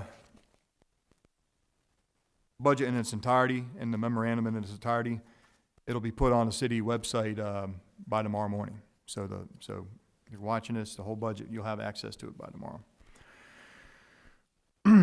So bear with me, this will take me about 5 minutes. Citizens of Havre and Grace, honorable members of council. Enclosed is my preliminary budget for fiscal 2022 for your consideration. I am continuing to emphasize spending on city water and sewer fund infrastructure as mandated by the citizens in the 2020 bond referendum. Spending within the general fund is increased as well as compared to prior years. Most of the additional spending will be funded through state and county grants, whose awards was delayed. By dollar magnitude, the spending is focused on preserving our shoreline. By project volume, the emphasis is on strategic upgrades to our city's downtown businesses and entertainment venues, as well as our public parks. In particular, I'm happy to report on the implementation of our downtown trolley program, The city is in the final process of obtaining state highway administrative approval, and I have every confidence we will finally be able to improve access throughout our downtown. During the fiscal year 2021, the federal government enacted the American Rescue Plan Act. Under this act, cities with less than 50,000 residents will receive a grant of approximately 75% of their pre-pandemic budget. For Havre de Grace, this amount is estimated to be approximately $11.7 million. The preliminary budget excludes consideration of this act, as many of the implementation details are still being developed. I've been working to develop a priority list of these funds based on preliminary understanding of usage requirements and limitations. I will treat the award as a budget amendment once the actual amount and all usage restrictions have been communicated to us. For fiscal 2022, I am continuing our rehabilitation of our water and sewer fund infrastructure. As mentioned in my opening remarks, the citizens voted overwhelmingly to allow me to make good on my commitment to tackle this issue, and I'm pleased by the progress we have made despite the challenges created by the pandemic. The fiscal 2022 budget includes continuation of over a third of the planned 5-year projects, making meaningful and timely replacements and improvements in our water distribution and wastewater collection systems. Most notably, I am again proposing to continue the expansion of our water delivery down Route 40 to enable us to serve our neighbors in Aberdeen. I have reached agreement with Aberdeen to supply them water. This investment will allow the city to sell its excess plant capacity, a key component of our long-term plan for sustainable and affordable water and sewer treatment. Additionally, I have added the rehabilitation of Bully Rock Water Tower to replace the centrifuge system at the solids handling facility behind the water plant with a more effective and efficient process. These are just 3 largest projects that I'm proposing. In total, I'm proposing to start or continue over about half a dozen infrastructure replacement projects in fiscal 2022. These projects are essentially being funded by 2020 bond issuance.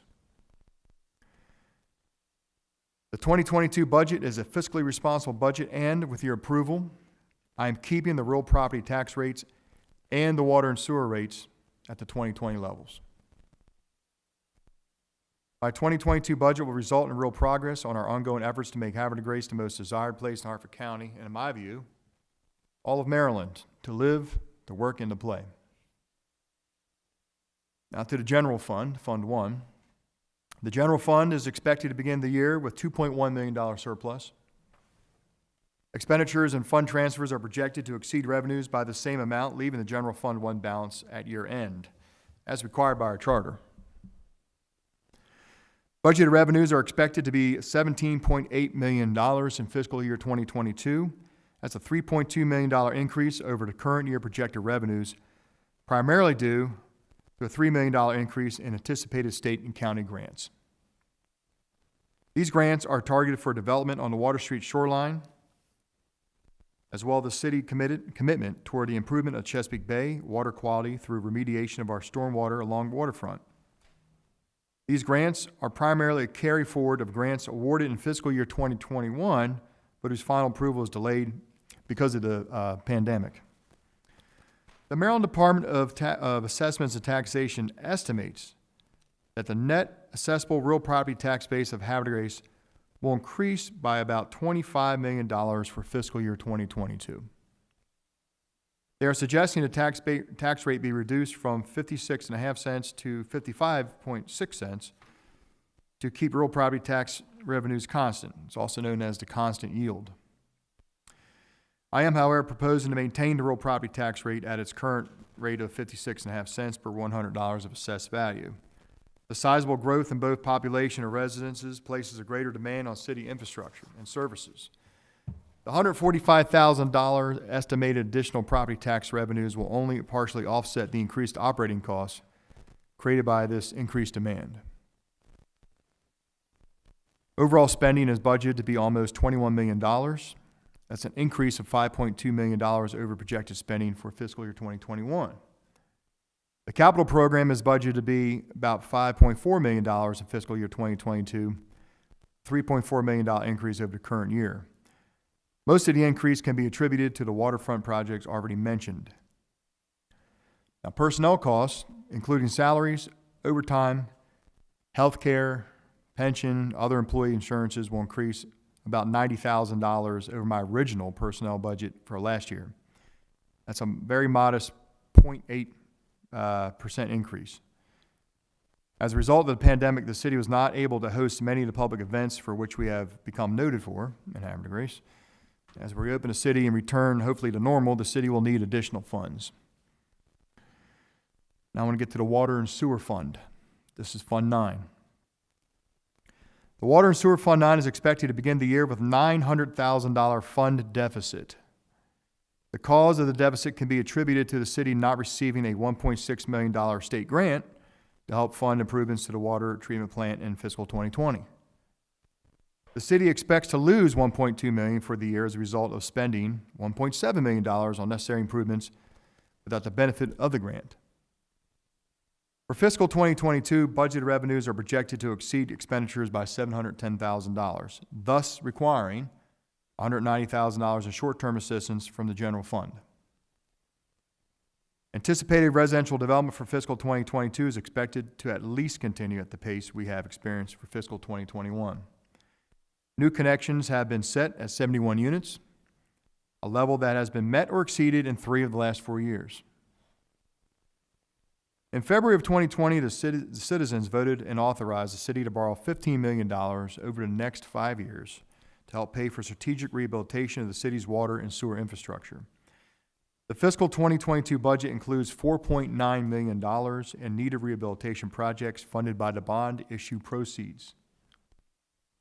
As I committed to you when the city rolled out its infrastructure replacement plan, I am not increasing any metered or base fees in fiscal 2022.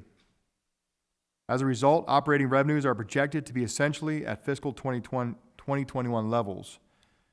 Operating costs are expected to decrease $100,000 due mainly to fiscal year 2021, including one-time legal fees from the bond issuance. Debt service is expected to decrease by $150,000 as a result of the city completing its obligation for 2000 bond issue.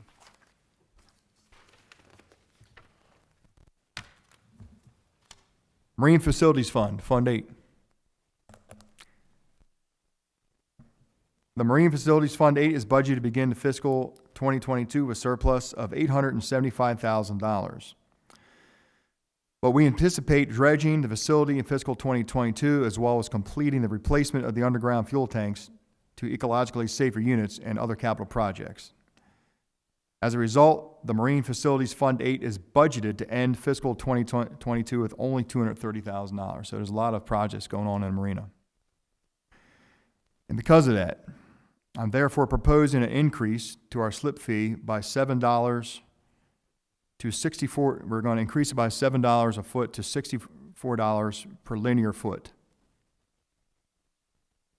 As a result, I'm sorry, let me rephrase that. I'm raising the rate $7 total to $64 per linear foot.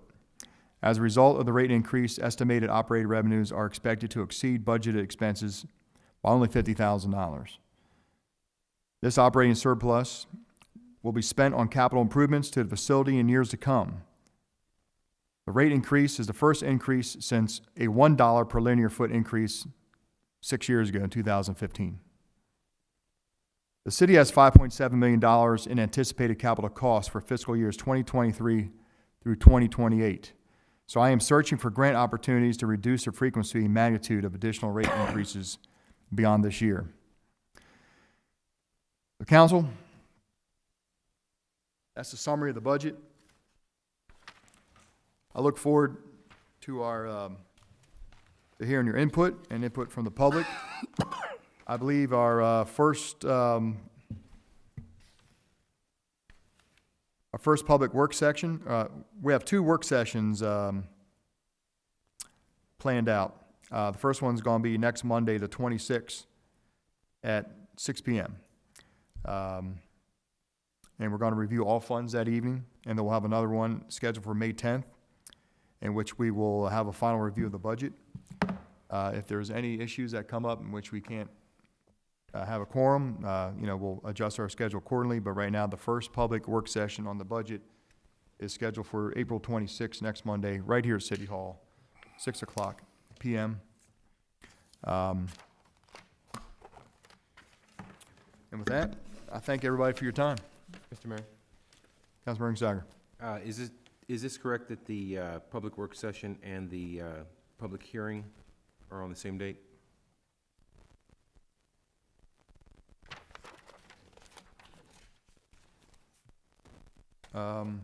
May 10th?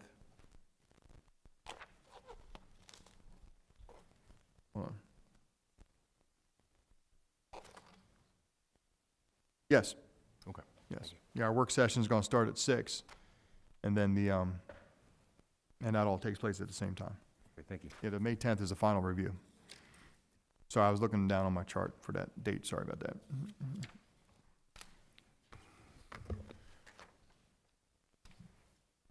Okay, thank you. We're gonna move on to,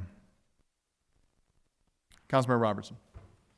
Good evening, Mr. Mayor, fellow council members, city staff, ladies and gentlemen here and at home. Just a couple things put out. First of all, the Youth Commission has partnered with Dr. Silverstein's office at 805 South Union Avenue to put together a COVID vaccine clinic this Wednesday, April 21st from 5 p.m. to 7:30 p.m. So again, this Wednesday, April 21st from 5 p.m. to 7:30 p.m., Dr. Silverstein's office will be accepting appointments 805 South Union Avenue. That's at 805 South Union Avenue. This is not a walk-in clinic. You have to make an appointment ahead of time, and you can do so by calling 443-502-0622. Again, to make an appointment, 443-502-0622. So I want to thank Christy and the members of the Youth Commission for stepping up to make this happen. The Economic Development Advisory Board will be meeting virtually Wednesday, April 21st at 4 p.m. Again, Economic Development Advisory Board, EDAB, Wednesday, April 21st, 4 p.m. virtually. And the Budget and Finance Committee is scheduled for tomorrow, April 20th at 4 p.m. here in council chambers. I was going back and forth with Mr. DeHardy today. I do intend to keep this meeting. I recognize that, you know, the OPAC forum is going on as well tomorrow evening, and I've got to fit like my day job in there somewhere. But the issue is, you know, I'm also back in grad school now, and I have something to take care of for that tomorrow as well. So, fellow council members, city staff, I'll try and let you know first thing in the morning if it looks like I'm going to need to push that meeting back to later in this week.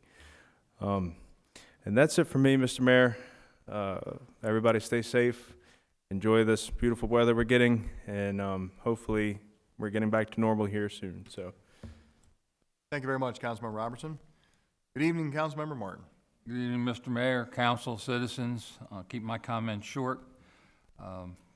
We are coming back to life. It was nice to see all those events brought forward tonight, as well as at the last council meeting.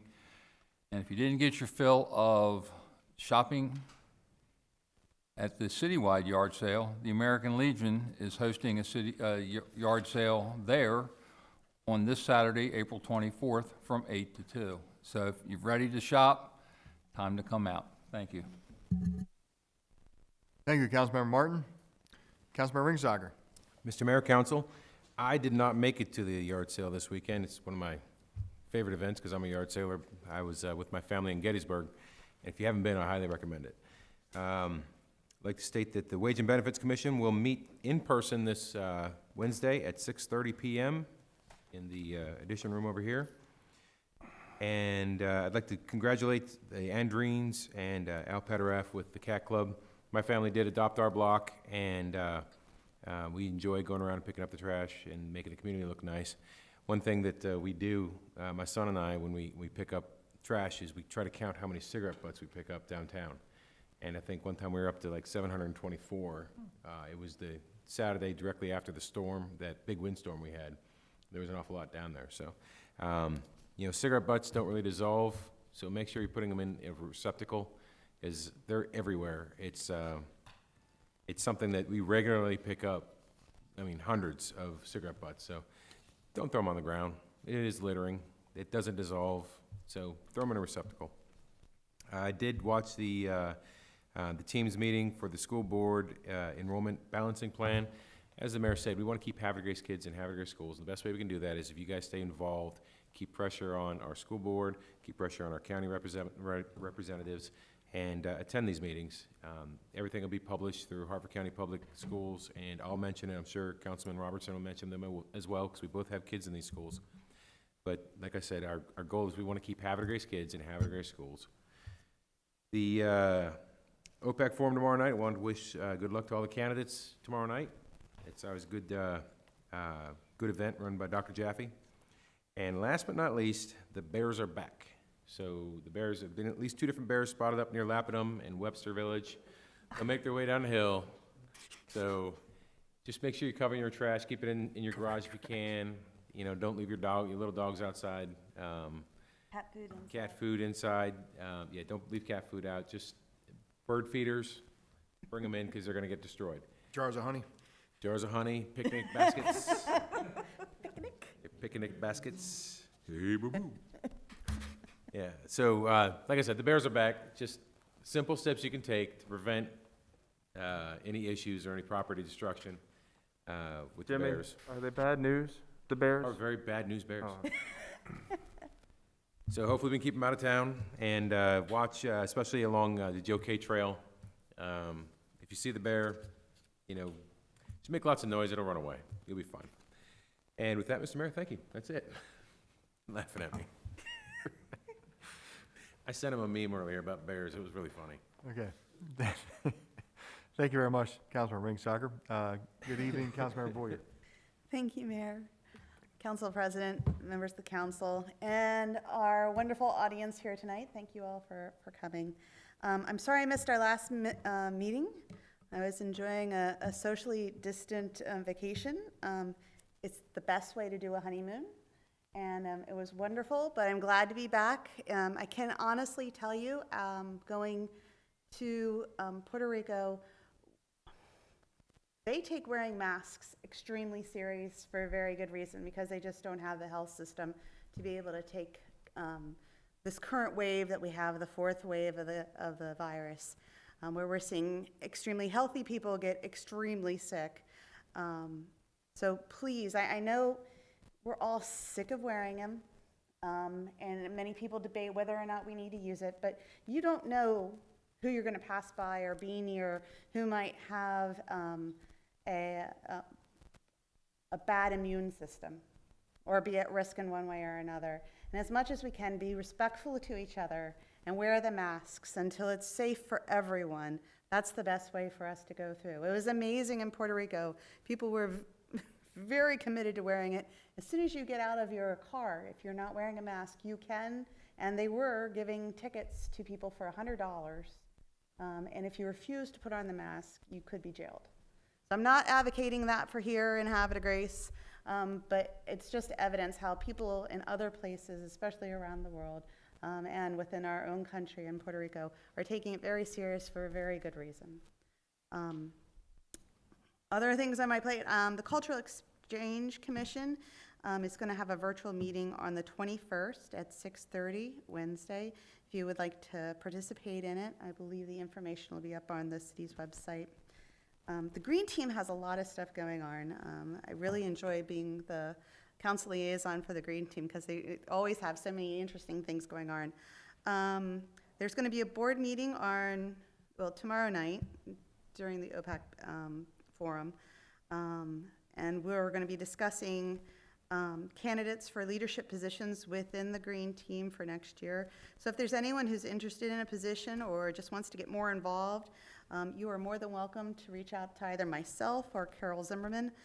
We would be thrilled to have more people get involved because there's just so many great projects going on, and we're always looking for ideas or things that we can do within our community that'll be helpful for others. So some of the projects. We have the food forest, which is our in Seneca. All trees have been adopted, and we have 3 new permaculture beds that have been installed. The community gardens are 100% full, and gardeners are starting to get their beds ready for this next year. Waste recycling is going up grand, and we have the Victory Garden at the Moore Family Homestead. That has been planted as well. You're also going to note at the Moore Family Homestead that there's a barn quilt that has just been put in place. Harford County has a series of barn quilts around the county. We have one of our own, Anise Bloom, who's put together this, done the artwork for the barn quilt, and it'll be going up on the county website as a place to stop by and see. What's another exciting thing about the Victory Garden there is that the Master Gardeners Association of Harford County has gotten involved, and they're going to be doing demonstrations that'll be available on YouTube, I believe on YouTube, but also on Facebook, and they're going to have a couple of outreach events to help people get to know some things to do, tricks in the garden, et cetera, how to be more efficient in the garden, and how to, like as the pests start coming along, how to do it in an environmentally friendly way. There will be an annual meeting for the Green Team that's going to be scheduled via Zoom. It's going to be mid-May.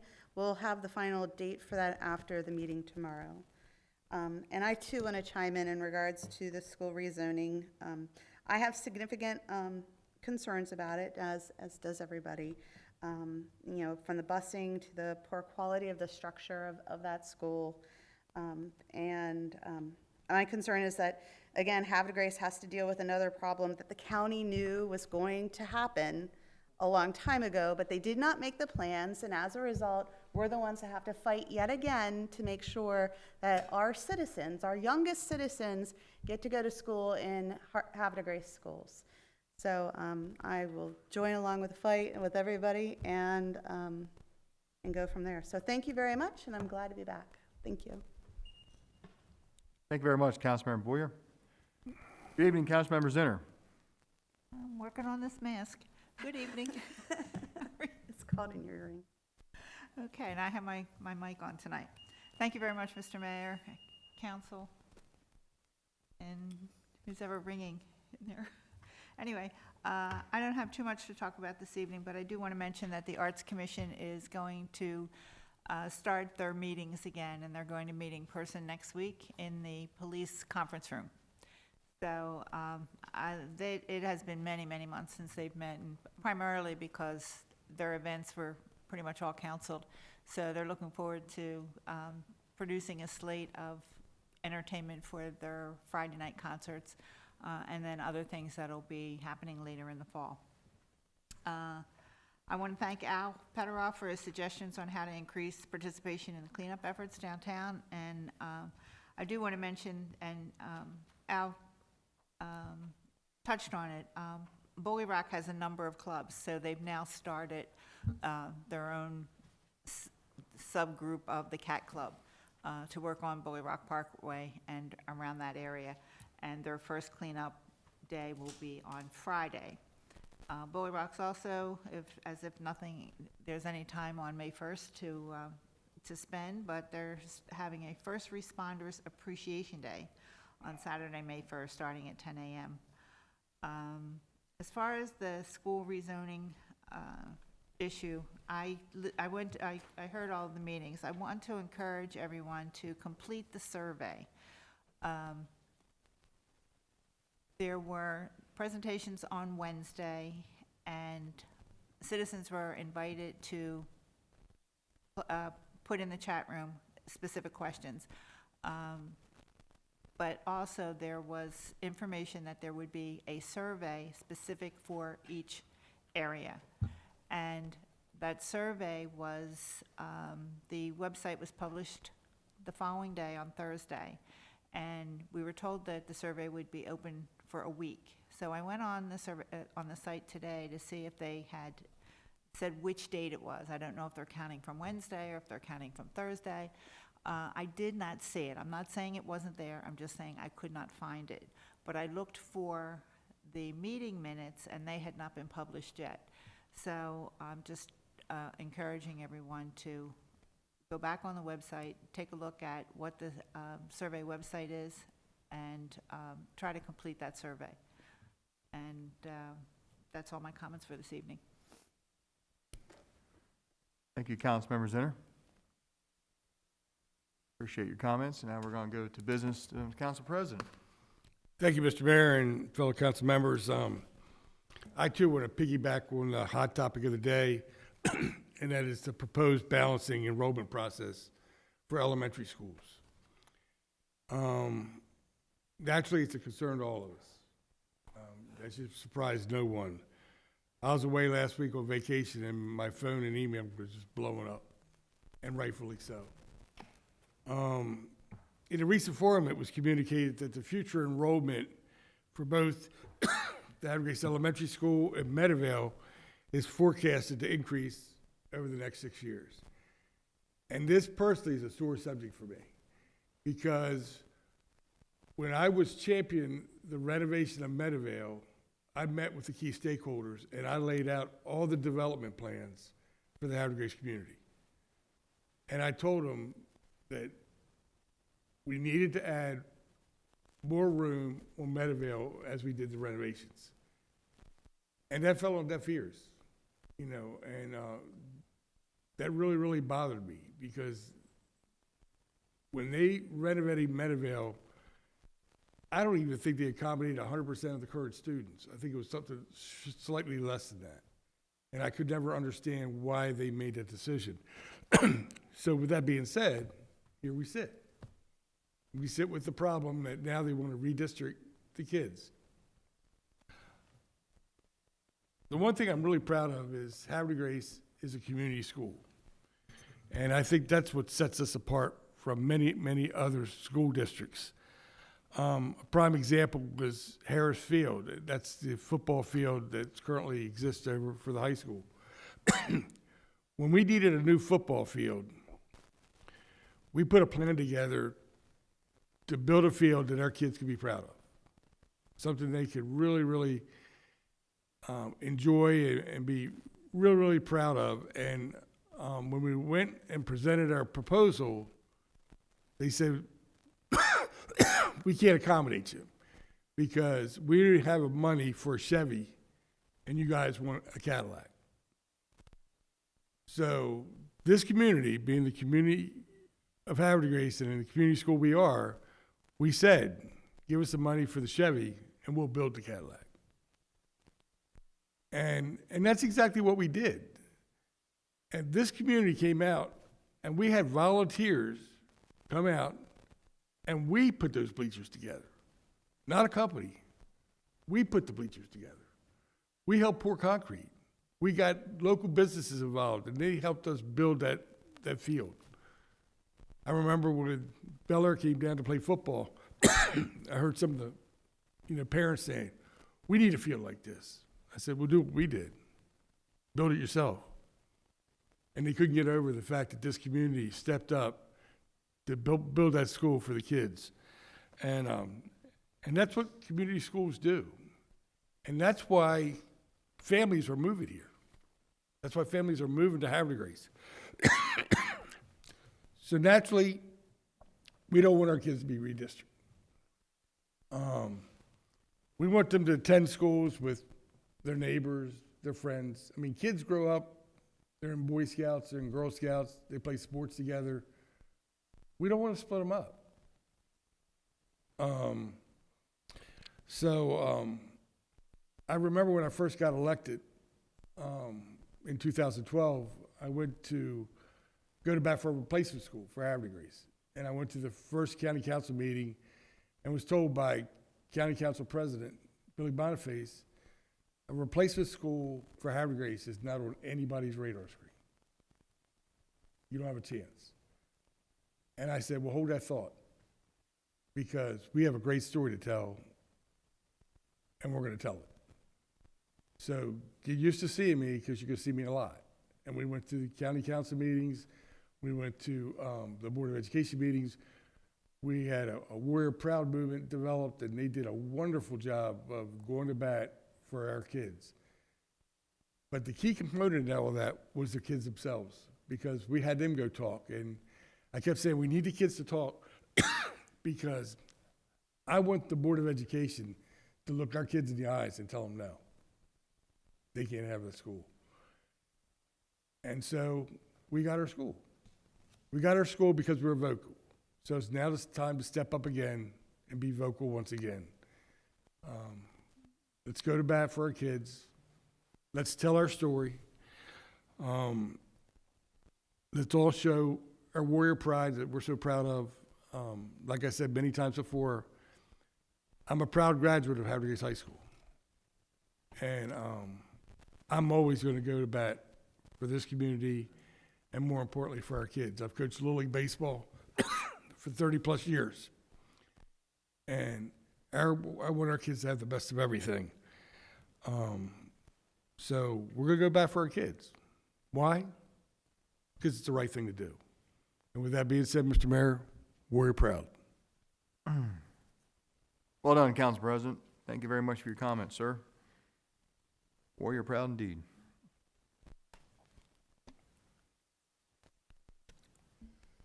We're going to go on to item number 19, comments from citizens. This is the part of this evening's meeting.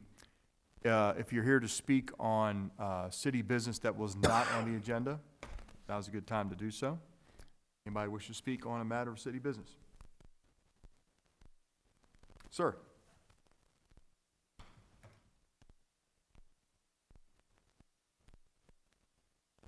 Good evening and welcome. Good evening, Mr. Mayor, Council President, council members, city attorney, Patrick. My name is James Miller. You might have recognized me from getting up and talking before. I live at 320 Lewis Street in the heart of the historic district. What I came up to talk about tonight, Saturday, May 1st, is Hartford County is doing a household hazardous waste recycling day from 8 to 12. It's at the compost facility up on Scarborough Road, which is next to the landfill. If you go to their website, they have a list of things that they will take and things that they won't take. But being Hartford County residents, like the county doesn't recognize us, it's a good thing to get rid of all that extra stuff that you have in your garage, your basement, or your shed. And it's a good thing to take advantage of. So that's all I have. Oh, and on the school enrollment, if you go look at the enrollment figures from about 5 years ago with their projections, and then look at the one for last year, somewhere we came up with over 100 kids that weren't in the school that were projected. So they might have artificially inflated those numbers to make it look like we need to change some of these kids around. Thanks. Thank you very much, Mr. Miller. Casey's got a comment. Councilmember Boyer?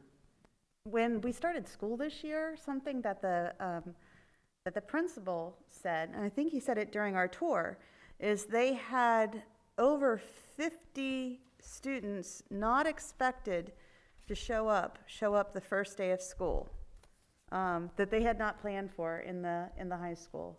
So I honestly think, based on people moving here, that we really do have more people than they expected in the past year at least. That's it. Thank you. Thank you. Anyone else in the audience who wishes to speak on our citizen comments? Council, to have a motion to adjourn? So moved. I have a motion by the Council President, seconded by Councilmember Boyer. All those in favor say aye. Aye. All opposed say nay. Motion to adjourn the meeting carries 6-0 in the affirmative. The time is now 9:08. Thank you very much, everybody. Please be safe, and thanks for tuning in this evening.